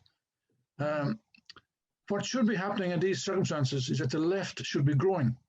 So each time that the parties of the Second International, the Socialist International as it's called now, betray, the left should be growing. But that is not happening. And that's the question we need to examine. What attitude do we need to take on the left to provide an alternative for the betrayals that people face? Now, I mentioned that the Irish Labour Party has 7 MPs. there is no mass left party posed as an opposition that is now in a position to take over or to take up the reins. I mean, we're all working in Ireland in various ways, in the trade union movement, in the labour movement, in the various left organisations. There are some small left-wing parties in Parliament in Ireland from the Trotskyist tradition, maybe 6 MPs in Parliament who came from the Trotskyist tradition. The largest left party in the Irish Parliament is the Irish Labour Party, on 7%. The party called Sinn Féin, which you might have heard about, which projects itself as a left-wing party, but it spends all of its time appealing to the capitalist parties, Fianna Fáil and Fine Gael, as they're called in Ireland, to form a coalition within. As it happens, actually, Fianna Fáil and Fine Gael, the 2 main capitalist parties, came from Sinn Féin. The same party, which is the ancestor of today's Sinn Féin, is also the ancestor of the 2 conservative parties, Fianna Fáil and Fine Gael. But the present Sinn Féin party, which is quite large, is trying to form a coalition already. They're not in government at the moment, but they want to get into government to form a coalition. The thing which the Irish Labour Party has done time and time again and have collapsed as a consequence. Now, each country has to examine its own particular experience. There's no set ground rules for everybody, but every country has to look at that. Why did this happen? Why do workers time and time again agree and vote and elect left-wing union leaders and left-wing socialist leaders and are betrayed over and over again? Now, it's a mixture of policy and of conscious betrayal. But the first thing that left parties have to do is to seek clarity, to make it clear to the entire population, the workers in particular, what they stand for, and then to consistently argue for these ideas, even to be unpopular from time to time, to argue consistently for ideas, and then eventually seize the leadership of the trade union movement and of all the various organizations where the working class have placed their faith, to seize leadership from the people who are there at the moment, who betrayed them. And in the absence of success in that regard, to form parties and organizations that can get the echo and can get the support of the workers in that endeavor. Now, I give the example of Ireland, not because it's anything special, but because it's a general practice, certainly across Europe. All the parties of the Second International have all found themselves in the same position. They get elected and then they carry out policies which cut public spending, privatize public industry, reduce social expenditure in things like the health service and so on. And by the way, the first charges for prescriptions in the health service in Britain were introduced by the Labour Party in the early 70s. When I worked in London, all prescriptions were free. Dental treatment and medical treatment was all free. The Labour Party first introduced a charge, I think it might have been something nominal, maybe 20 pence or something per prescription. But nonetheless, look what's happening now. Now the section of the health service has been privatised. In Ireland, we don't have a proper public health service. We've got a two-tier system, a private and a public. Now, the Labour Party in Ireland stands over these discredited policies. The Labour Party are the social democratic parties right across Europe. I mean, there were socialist governments in Portugal, which had a revolutionary perspective, in Spain, following the collapse of Franco, in Greece, which Roger explained. And in South America, there was a whole raft of countries where governments were elected on the basis of promises to achieve socialism. And in each case, they were defeated. So we need to examine very carefully, country by country, why is it that such parties can still attract the support of even sections of workers, and the left, which we all identify with, and the Marxist left, need to be able to grow. So it's one thing to be correct in terms of policy. We also have to examine tactics. What approach should we take? There was an occasion in Ireland when the left tried to unite the small left-wing parties, and they were described as the United Left Alliance. Two organizations came together to form the United Left Alliance maybe 10, 15 years ago. These two parties had now become 6 parties of the left, and one was formed just recently, another left, as if there wasn't enough. So we have a socialist party, a workers' party, a socialist workers' party, etc., etc., etc. It's like a joke. So what we need to do is to examine why or how can we get rid of the trade union leaders who betray the working class, not all of them, but the ones that do, Also, those leaders of the socialist movement who betrayed the class, how do we get rid of them, which is only one part of the issue? Then how do you replace them with truly Marxist and truly revolutionary leaders, people who are answerable to the class, who respond to the needs of the working class, so on. So I'd like to hear some discussion, not immediately following this contribution, obviously, but in the course of the 3 days of our international, some discussion of the experience in the various countries where mass movements have been betrayed, and how then does the left parties or the Marxist parties, as we'd identify with, grow in these circumstances. Unfortunately, at the moment, even though all the factors are present for revolution, all the instability in the capitalist class is evident to be seen, the risings are evident in every country, and yet the organizations, the revolutionary organizations of the working class are weak. And why is that the case? And that's a question we need to examine. So betrayal and the rest is one thing. Alternative ways of working, alternative policies, and as the last comrade said, Temos said, we need to have a clear policy and program ourselves that we can advance inside the working class movement and gain support. And then the question of a world socialist party and world socialism can be posed realistically in front of the working class across the globe. Thanks, comrades. Thank you very much, Finn. You raised a lot of really, really important questions there. And if there's anybody who wants to come in to address any of the points that have been raised or just to make their own contribution, there's no hands up in the chat, which is quite amazing considering the audience here. I have raised my hand some time ago. Thank you, comrade. That's really good. Sotiris, I hope I've said your name correctly, and we'll be very pleased to hear your contribution now. Yes, my name is Sotiris Vlachos, as you can see. I have been living in Greece over the last 4 years and working politically in Greece, but all my active political life, I have been a member of the left wing of Cyprus. Anyway, there were very important contributions to this discussion, and positions were put forward on which you have to elaborate and discuss again and again. But I feel strongly that I have to stress some of the points of the document of the speech of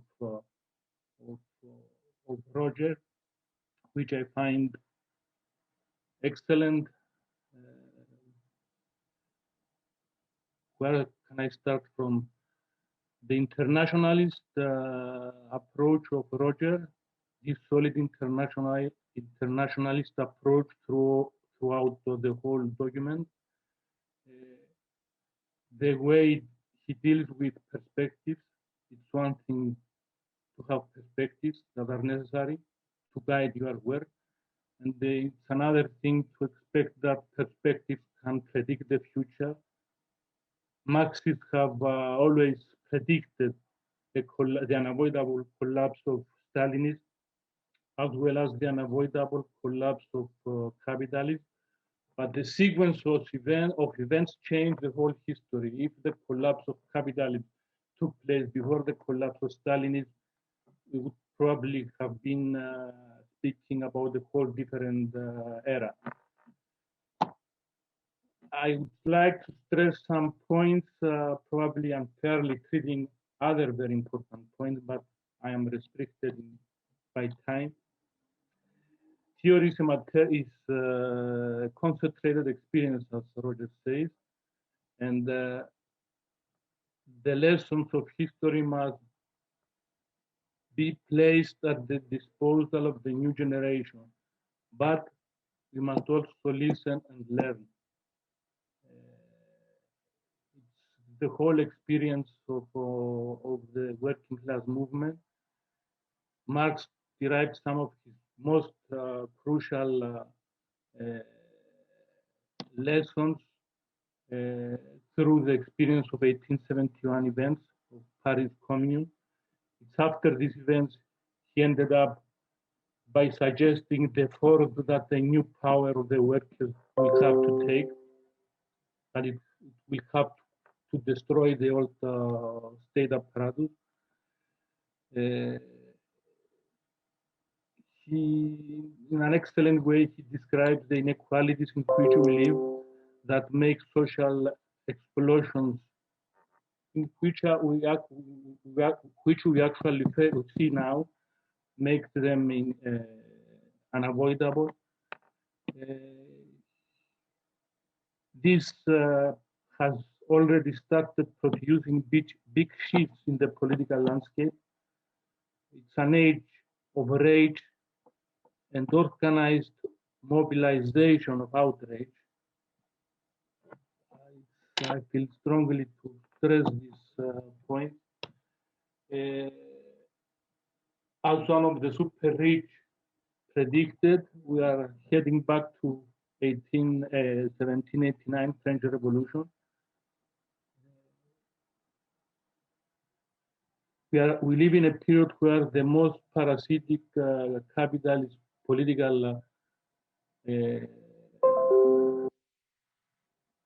capitalist politicians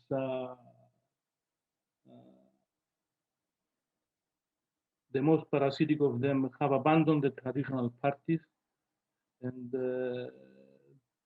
we can see the picture if we take a look at Hungary, Poland, France, Austria, and elsewhere. We live in a period where it already starts reminding of the 1930s.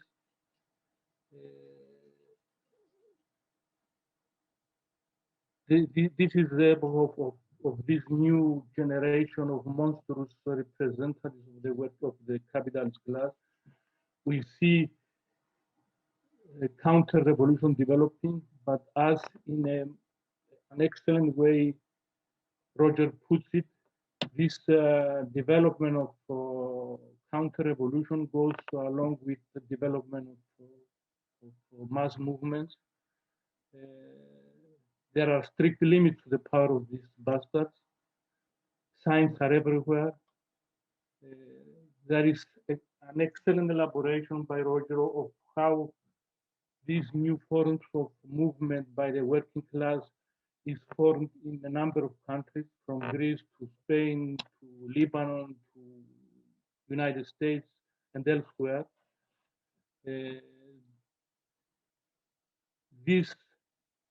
The beginning of this movement is just probably the it signs the pre-revolutionary period of our time. This movement has already, during the last at least decade, produced the collapse of traditional parties of the working class, mass parties of the past.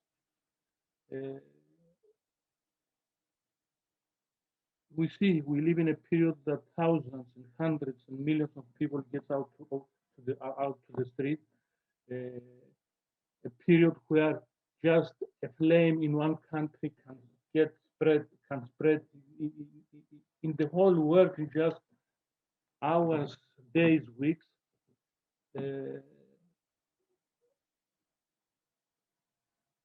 And another point that is very important. There are many important points, but I will end up with this. It's the first time in world history that this movement embraces the whole world. Something starts in the Arab countries and spreads and produces all this reaction around the whole world. French Revolution, as the document states, the Russian revolutions were basically European events. Now we live in a period where we see a worldwide awakening taking place in front of our eyes. There are unavoidable defeats in the road in the path of the working class toward changing things. We have seen a strong defeat in Greece, but these probably are an unavoidable process, an avoidable teaching method of what that will help the working class to derive the necessary conclusions to end up this struggle. We are far from being defeated totally. splendid movements will appear again and again and will give us the chance really to intervene and really to see great events. Thank you, comrade.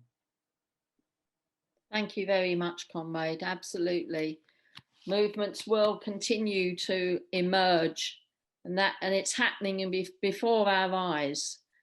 Okay, I'm going to try now that to get Comrade Hafiz back in, because his sound wasn't available to us. So I'm going to try him again. Hafiz, are you available? Can you unmute yourself and come into the meeting and make a contribution, please?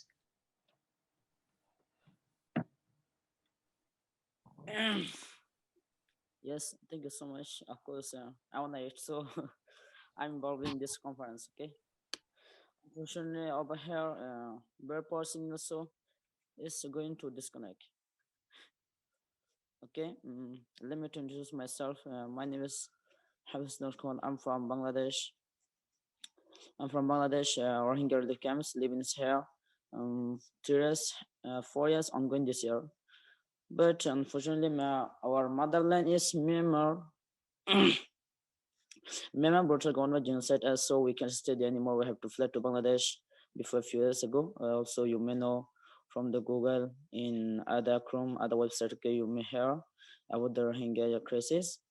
But it is our motherland. We want there, but they don't give us any citizenship, any fundamental right, any opportunity. Also, we did not study any higher education in our land, because they did not give us any kinds of peaceful, any kinds of fundamental rights. So also they were telling us that you are not the citizenship of this country. We replied them, our country, this is our country, we born here. But although they did not give us any fundamental right in our country. And then after they have been genocide, a lot of Rohingya peoples were dead on the genocide. So they have been killed a lot of women and men of the Rohingya in our village. Also, they have burnt down our houses, our market, our mosque, everything in our land. So after I came here, I studied in Myanmar. I studied class 10 in Myanmar, but I did want to study higher education, and also I wanted to attend at university or college in Myanmar, but I did not get such kinds of officiality in Myanmar from the government of the British government, Myanmar. Okay, and then after we fled to Bangladesh, we are living here in this camps. It is very condition space. Also, this activity is very bad. Also, our conditions very bad. Also, we don't have any work to do. We don't have anything to do. Also, you know, these people are going in very critical conditions. So, although we don't have anything here, also we have lost everything in our land. Also, now we want to back to our home with the citizenship and the fundamental rights. But unfortunately, here are lots of Rohingya peoples. You may know there's maybe 10 million Rohingya peoples are living here in these camps of the Bangladesh Cox's Bazar. By the way, by the fundamental pandemic COVID-19, we did not get any. We did get the rations, but it is not enough for us, for the family, in every time. But now some people are going to the Mata Island, you may know also, but it is very horrible. It is very dangerous space to escape anything. There's no way to escape on these islands, but government takes the people who are willing to get there, because in these relief camps there is no studying. There's nothing to make the life of the future, or the life of the children of the Rohingya. But there is over here, there is no way, there is no more higher education in these camps. So everybody is diminishing in every time. Also, me too. But the government telling the people that in the island there has been built their school and everything. You can study. Also, your parents can study the education, higher education, maybe grade 1 to 12. We have built there in the islands. So these people, also some of people have been reached there in the islands, but now the education is very important for these peoples. Also, it is very important to make their life. Okay, so now fortunately after came here, I'm on the session to the Internet of the Health. I'm a branch officer of MMC. It is an Indonesian organization, non-profit organization. It launched the donations to Syria and the Palestine and Bangladesh for the peoples of the Rohingya. Okay, but after launch, some of the projects from the MMC to the Rohingya peoples, and then I'm branch officer of MMC. Okay, so I have launched various kinds of project for my peoples, but I'm working for my people very much in these camps. But otherwise, I did want to make these peoples how to make higher education. Also, how to I'm helping these peoples till 3 years. But due to COVID-19, my organization is paused. Also, it cannot collect the donations anymore in Indonesia. So it cannot afford anymore to have these peoples. So, and then I'm connecting and now I'm working with the Workers International Network. So it is very good. I think it is very helpful for every people's. Now I'm working with this. So these people's needs. I'm coming here on this conference with one case. This means that's the schools, because here is no school in these camps. That's so we need the schools, grade 1 to 10 or 1 to 12, to build the schools, which is called the Phoenix School, okay, for the Rohingya in these camps. So it is very important to us. Also, these people's children are damaging their life, but they don't know how to do in these camps. There is nothing. So just, although this condition is very bad, so just they need to make their life with the higher education in these camps, in these situations, because it is very bad. But we don't know how to go, where we will go after a few days, because some people are dying and some people are going to a foreign country. But so just these people are the most persecuted minority in the world. So it is very bad to hear. Also, these people need just one schools. I need one school grade 1 to 12, just for the Rohingya students. They'll be involved, girls and boys will be studying. Maybe 500 more students will be studying on these schools, which is called the Phoenix Rohingya School. Okay, just I wanted to build it. Also, I have a team with 6 men and 6 women, all the teachers. Okay, thank you so much.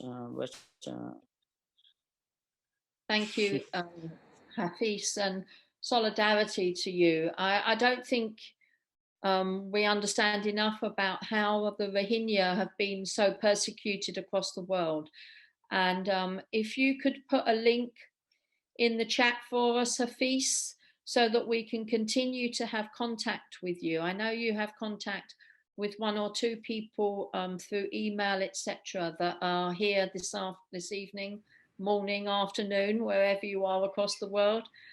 So please put a link in the chat, Hafiz, so we can put other people in contact with you. In the area I live, we have a lot of people who would be very interested in working alongside you and linking with you. So solidarity to you. I'm going to call in Raquel, and then David Buxton, and then Awais from Pakistan. So I have got 3 people in the queue, and then we've got a few more hands up as well. So over to Raquel, please. Hello, comrades. I'd like to say, could you hear me? Yes, it's fine. Okay.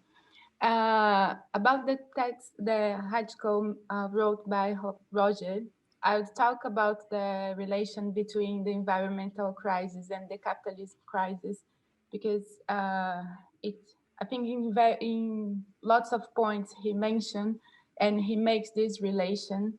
And as a biologist, I have to say the climate change, all of the environmental crisis is still here, is still happening. And the thing is like, it's not homogenic, as the capitalism is not the same for everybody everywhere.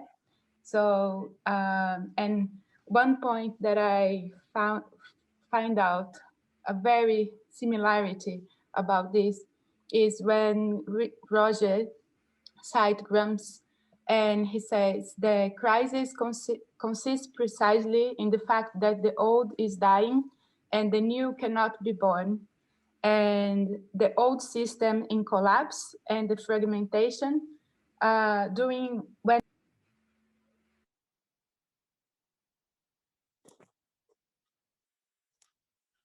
Raquel, it's your machine is muted, so unmute yourself. Okay. I don't know. So I don't know when I stopped, but the point that I found very interesting from Roger's article, when he says about a write from Gramsci, telling the crisis, any crisis of the capitalist crisis we can think consists precisely in the fact that the old is dying and the new cannot be born. And also the old system in collapse and fragmentation is not yet a viable alternative to put in place. And this generates morbid symptoms for the thing. I could read this as a crisis of capitalism, but I could read this as a crisis in the world, in the nature, and the system, which is we are living. If you think now with the pandemic, it is more, I think the pandemic now is one type of morbid symptoms which everybody in the world is feeling right now. But other people are still suffering from flooding or from fires or droughts. So the environmental crisis is still in place, and the same time with the capitalism, which is destroying the planet. And I think it's not, the environmental crisis is not just a consequence from this system, but I would say in many cases is intentional.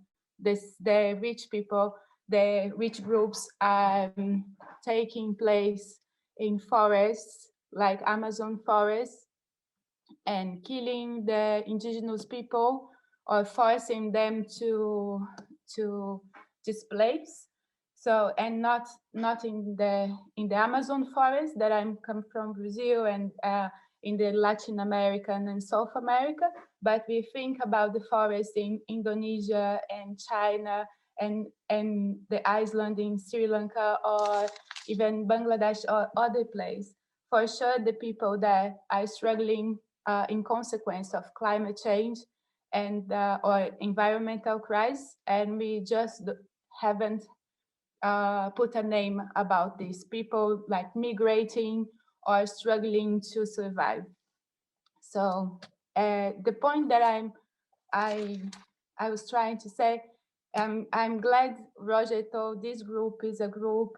WIM is the main objective is like political education and also build linkings to genuine active worldwide and looking for a perspective. These meetings and conference looking for perspectives, and I think even I'm very like. I was thinking, should I talk about environment crisis right now when people is just struggling with like surviving and violence by police or workers on strikes and everything? And I think is in some point we have to defend activists and young people in defense of the environment, or the people migrating in consequence of the environment destruction and everything. So I think the future is not just to support workers, but support everybody which is suffering or fighting against ecocide and all of this kind of thing. So yeah, thank you and for the opportunity to talk here, and solidarity of all of the workers and people in violence and surviving. Thank you, Raquel. I've learned a new word, ecocide. I like that, and I'm going to remember it because that really sums up it absolutely core to our struggle. Okay, so I'm going to pass to Dave Buxton next, and then Awais. Okay, thank you, Chair. I just want to pick up on Raquel's comment. She was concerned, should she speak about the environment? Well, 100% she needs to speak about the environment, and I think socialists need to put that near the top of the agenda, but I'll come back to that. Thanks to Roger for his introduction, and I think the broad sweep of that document is really, really important, and it gives so many ideas of how we can explain to workers and others in struggle why they're having to struggle against the system so hard.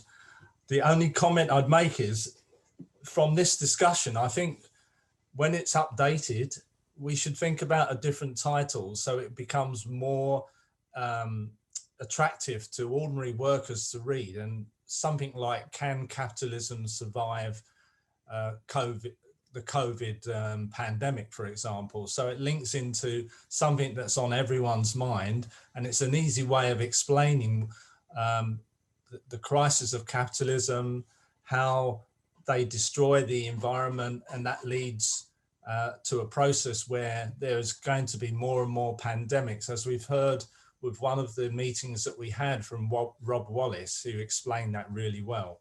And we are starting to incorporate those sort of ideas into our analysis. And I think to change the title of that pamphlet, there's no harm in that whatsoever. We should make the title so that workers will want to read it. And I think we need to think about that. But to go on to my main points, someone mentioned Marxists predict the ultimate destruction of capitalism due to its internal contradictions.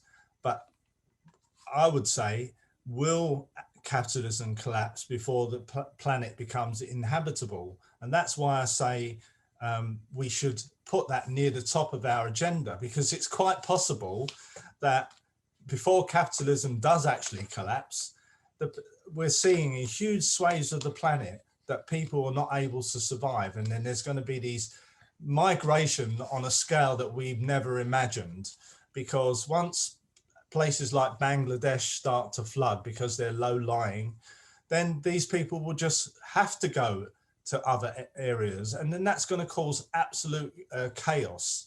And so we need to, by putting the environment up near the top, we then explain why the planet is being destroyed because of the nature of capitalism, the constant growth for no purpose other than for capitalists to make more money. No other reason, not to meet the needs of people, which is what we should be doing on a world scale. We're more than capable, and as the document explains, we have the more and more technology that will enable us to produce for the needs of people, but it's not being done because of the priority of the 1%. And I'm going to come back to the 1% because that's about the sort of slogans that we could use. The other thing I want to raise in this discussion is about the role of revolutionaries in reformist parties. Should we stay or should we go? There's an ongoing debate, I know, in the US about Democratic Party. Should socialists put any effort into that? Is there any potential of socialism there? And with Biden's campaign, I think Biden was actually inspiring many, many people towards the ideas of socialism. And I think where you have a situation where there is this positive movement, socialists should involve themselves. If you've got a mass of people attracted to ideas of socialism, which was never on the agenda or hadn't been for a generation, then you get involved in that struggle. But at the same time, you would argue in the US that the Democratic Party is just another arm of running capitalism, pure and simple, but you get involved in the struggle. Now, I don't want to take it any further. I'm not America, but I think that issue has not really been discussed through. And in Britain, with Corbyn, when Corbyn came on the scene, we saw the effect. It became, over time, the biggest political party in the whole of Europe. Why? Because he was putting forward a progressive and sometimes a socialist agenda, something that was completely and utterly absent from the Blair years. With Blair, it was consciously an effort to decapitate or to break the link with the organic link with the trade unions that existed in the Labour Party and turn it into a mirror image of the Democratic Party in America. And although Blair initially won elections, his support was dropping away. And then Corbyn came along, argued for socialist policies and a programme, and you saw the result. It was massively, grew massively, the Labour Party. But on the other hand, the ruling class recognised the threat of his example, and they mercilessly character assassinated him and used the issue of anti-Semitism and other issues like that to attack the left very, very effectively. And hey, we're going to have 1 minute because I want to bring 2 other people in before we leave. That's fine. And we saw the effects of that. And now we've got Sir Keir Starmer, who's basically parroting virtually everything that Boris Johnson says, even though his government is increasingly seen as inept and, I would argue, corrupt as well in the way it's handed out these contracts. So lastly, I want to finish on, we know we have massive tasks ahead to try and win workers over to revolutionary ideas, but the 2020 vision says capitalism is collapsing around our ears, and basically the bureaucracy of the trade unions holds us back in this country. We need to build a rank and file, and we need to put forward this always, that the 1% are always going to use the state to protect their interests, because year on year their wealth grows massively at the cost directly of ordinary working class people. And Trump is basically the most brilliant example of how the 1%, even the most unsuccessful capitalist like Trump, is able to use the system to use racism and other forms of Sorry, Dave. backward ideas to win the idea, to win working class people. So we've got a hell of a task on our hands. Thank you. Okay, so I'm going to thanks, Dave. Go to Awais in Pakistan. Awais, I'm literally going to give you only 5 minutes because I do want Roger to come back in the last 5 minutes. Sorry, comrade, but please go ahead. Okay, thank you. Can you hear me all?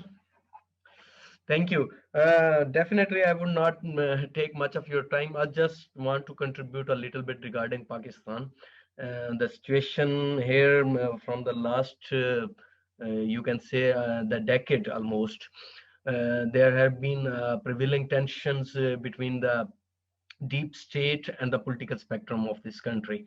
And all of you may be well aware of all those things from the military dictatorship this country have been through from 1977's General Ziaul Haq's coup, and after that the party, the organization that I belong to, the Struggle of Pakistan, has been working from 1980s onwards right now.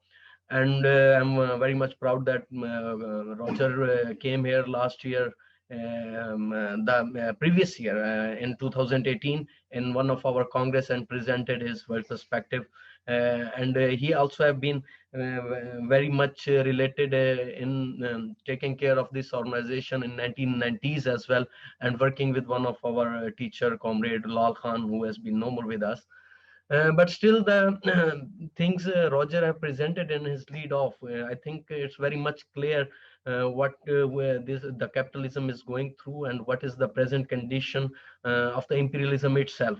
Like we have seen the 3 days ago, a week ago, the anarchy in the very heart of the monster in the Capitol Hill. And all those people who were thinking that the lesser evil is the newly elected President Joe, it will be they will soon get the lessons and the results what that warmongering President of America will offer to the rest of the world.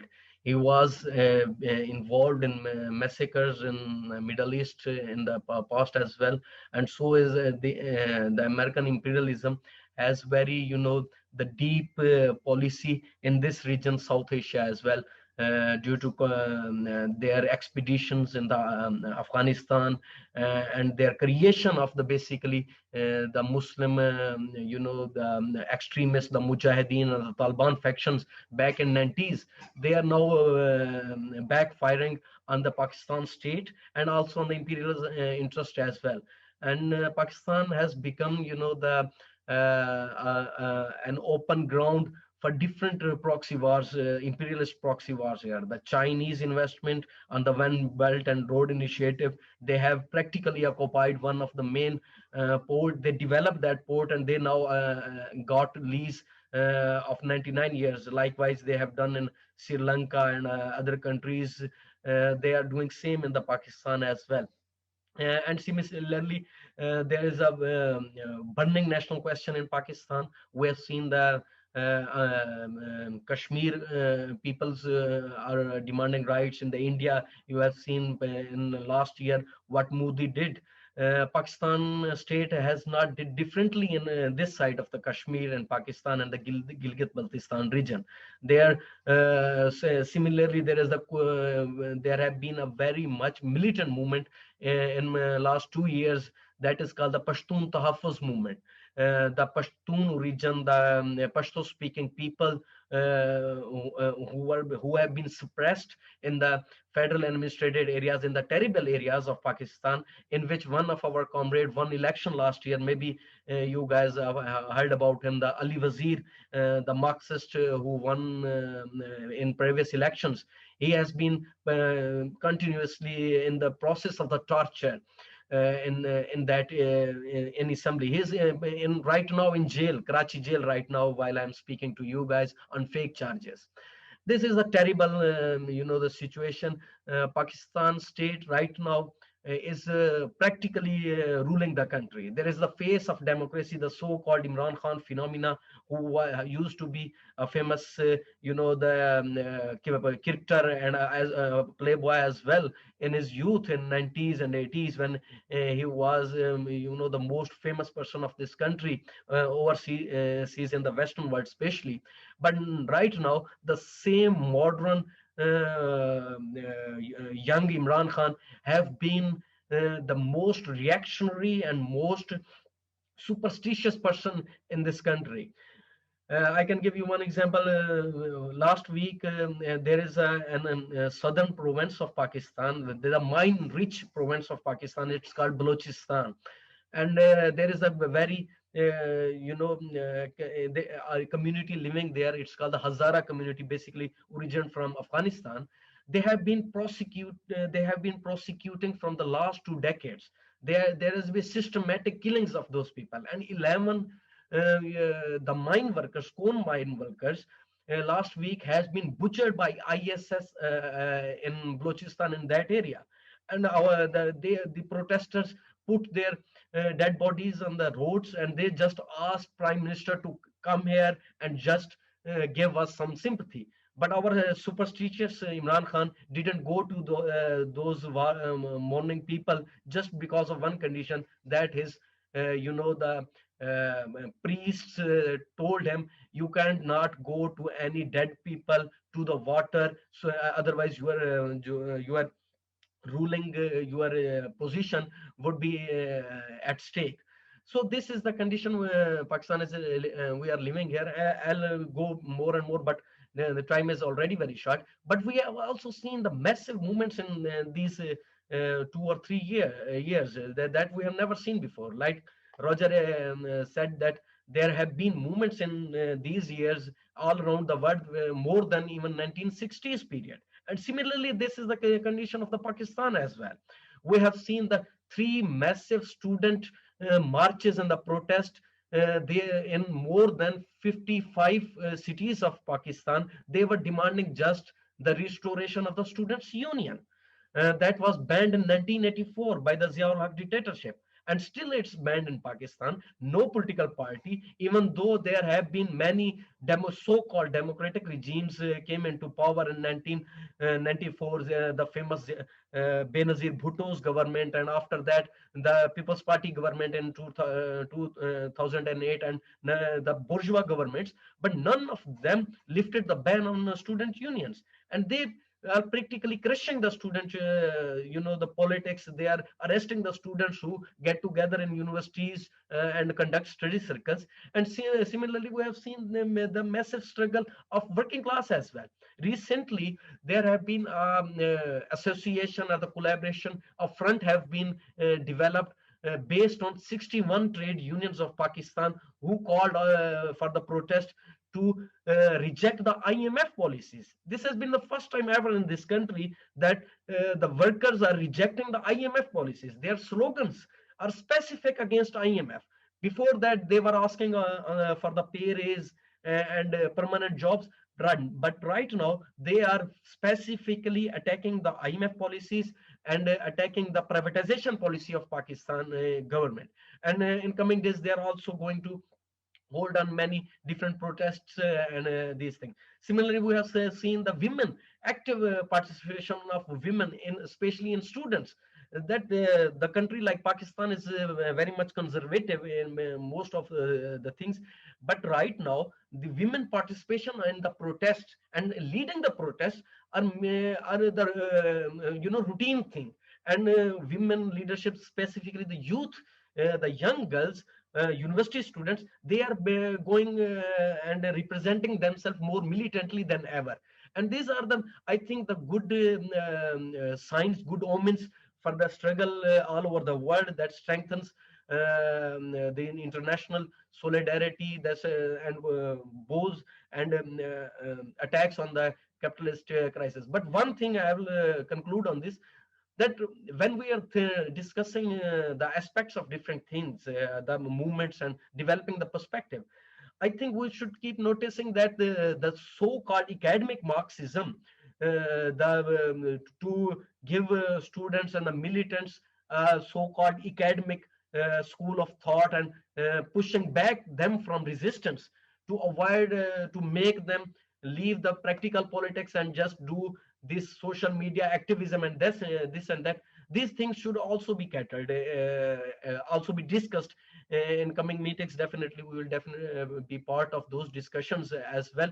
But one thing is certain, the meetings and activities like this one we are having right now, the WIN International Network also, it gives us opportunity to share our experience, to gain from your experiences from all around the world, from the Middle Eastern countries. And there have been almost a decade since the Arab Spring. And right now, the Arab is again, revolting again, protesting again. They are in some way, they are resisting. We have seen in Lebanon, we have seen in Iraq as well. We have seen protest in Iran as well. And this region, we are working in Pakistan. We are building an organization based on Leninist principles from last 40 years. And we are committed to doing so. And we will definitely share our experiences and gain your experiences with ourselves. We will exchange documents, we will write things so that we can build an international network, because we believe socialism is internationalism, and otherwise it's nothing. And long live revolution. We shall fight, we shall win. Thank you. Thank you, Awais, and thank you for sharing with us the very difficult and dangerous situation that faces our comrades in Pakistan. We stand with you. So we've got 8 minutes. I'm going to give the last 2 minutes to Roger, but I'm going to hand over now to you, Felicity. Thank you. Can you hear me properly? Okay, thanks. I mean, it's quite something to follow the comrades from Pakistan, and I do hope we can continue discussing with the comrades from Pakistan and discussing with them how we should best be helping the comrades, you know, around the Rohingya question as well, because I know there's differences between some of the comrades in Pakistan who think we should not be involved in any organization that is a religious organization. And I think we need to, you know, we need to continue those discussions. I prepared this contribution based on the idea really of what is win, what is the role of win. And it's really that we're analysing the world using quite traditional Marxist methods, emphasising the potential and the only force with potential of the working class to change the world. But we're linking that traditional Marxist method with the newer scientific understandings that have come around from the climate disaster and from this pandemic. And we're emphasizing the growth of the class, the working class across the world, and how, as Roger, I think it's one of the most unique things of the documents that Roger's produced, is this emphasis that the working class is not based in Europe.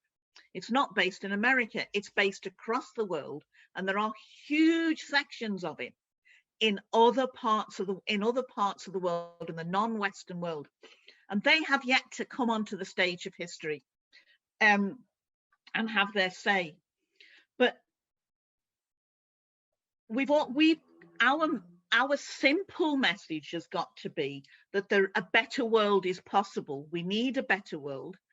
How desperately we need a better world is shown by what's gone on with the Rohingya. It's shown by what terrible things are happening in terms of the climate. It's shown by this awful pandemic. And anyone who thinks we can shut our mind to the pandemic, but every day I hear of someone dying, and I'm sure that's true for other people as well. Every single day there's another death that you're hearing about, and that is going to escalate. And the British ruling class, the British government, are criminal in their negligence as to how they've allowed this pandemic to grow. And there is no end in sight from it as well. So we've got a completely corrupt, and across the world, a corrupt ruling class, a ruling class that is based increasingly on this tiny part of the population who own the huge wealth of the world. And to combat that and to say that we can have a better world, we've got to be quite honest and humble about it.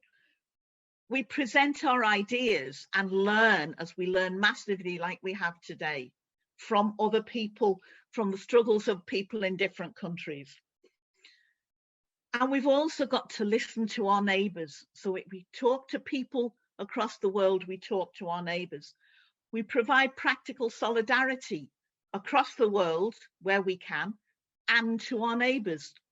In Britain at the moment, it can be as simple as going to the chemist and picking up a prescription for someone who's isolating because of this horrible disease. And we've got to organise resistance in our own backyards when we can, with our own people in the struggles we're most directly involved in, and to lend a hand where we can across the world. It's our job to keep those ideas alive and to give what practical solidarity we can to discuss and to learn and to make sure that those ideas are pushed and promoted as best we can. It sounds very simple, but it's actually very difficult. It's a huge task, and one which I hope that today's meeting has begun to take forward. I think it's been amazing listening to all the different contributions. I'm very, very proud to be part of it, to listen to Jabu, to listen to what Tia had to say, to listen to Hafez, to listen to the comrades from Pakistan, to listen to the comrades from Belarus, to listen to the comrades from Ireland. It is wonderful, but it's a very serious and difficult task we're setting ourselves. Thank you. Thank you, Felicity. That was wonderful, and actually a brilliant summing up of the meeting today. So finally, I'm going to hand over to Roger for the final words. This is the beginning of something else, isn't it, Roger? So I'm going to hand over to you now. Really, I want to endorse everything that Felicity just said. I think it's been, you almost felt, a little glimpse, a little breath of from the future of what a real international, what a real mass international will be like. We've had comrades, as Felicity said, comrades speaking who are absolutely in the forefront of struggles from Belarus, from Louisville, from Pakistan. I want to say one thing to Comrade Awais. I went to a conference of the Pakistani comrades in just the end of 2018, November 2018. It was, that also was like a glimpse into the future of what a mass revolutionary party would be like, because that conference was held in conditions when the fundamentalists, really the Islamic fascists, had brought the country to a standstill. There was blockades of the roads, there was blockades of the railway lines. It was an utterly reactionary communal upsurge. And yet the comrades managed to hold a conference of 1,500 activists and militants from their party, from their group. And this was workers, overwhelmingly workers, trade unionists, peasants, women, young people.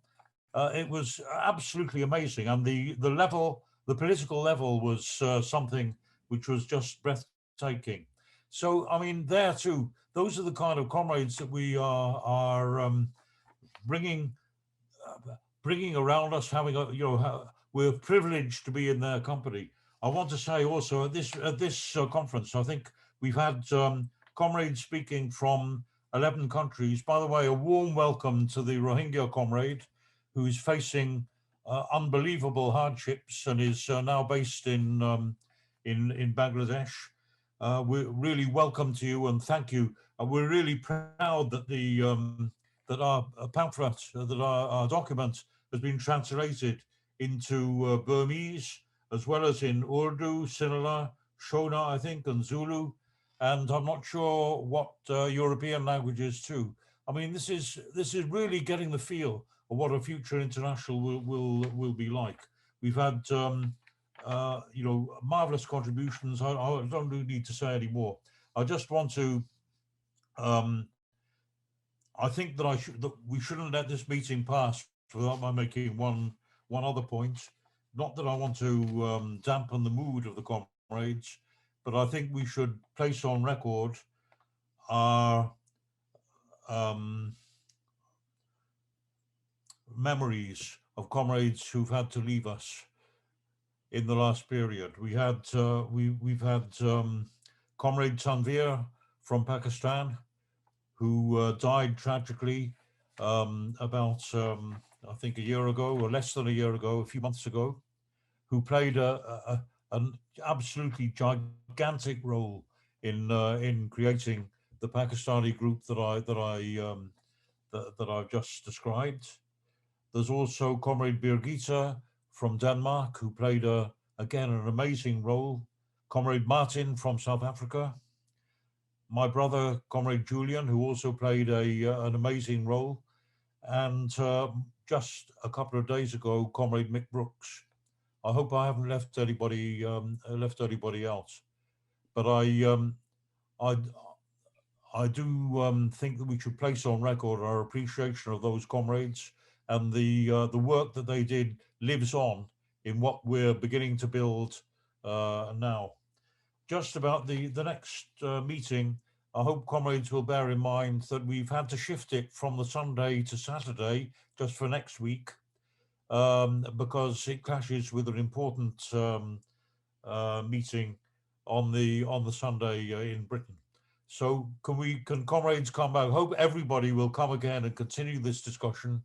Come next Saturday, the 16th, at 4 o'clock GMT, or whatever the equivalent is in your in your clock. It will be a continuation of this discussion. We will also have by then the long-awaited supplement, which will deal with the situation since the last document was written, and in particular the question of the effects and the consequences of the pandemic. There will also then be the following 2 Sundays will be the meetings to really give an impetus to the development organisationally of WIN. So I hope all the comrades will come to all of those. I should say, by the way, we had comrades present from 14 countries today. And in addition to that, we had apologies from comrades in the Philippines, in India and in Sweden. And I hope that they'll be coming to future meetings too. It's really exciting to be part of this international movement. So I hope to see you next Saturday. You will get notices 2 or 3 days before each of the sessions to remind you and to remind you of the link. And I look forward to seeing you all again. And thank you for a meeting which I'll never forget. Thank you, comrades.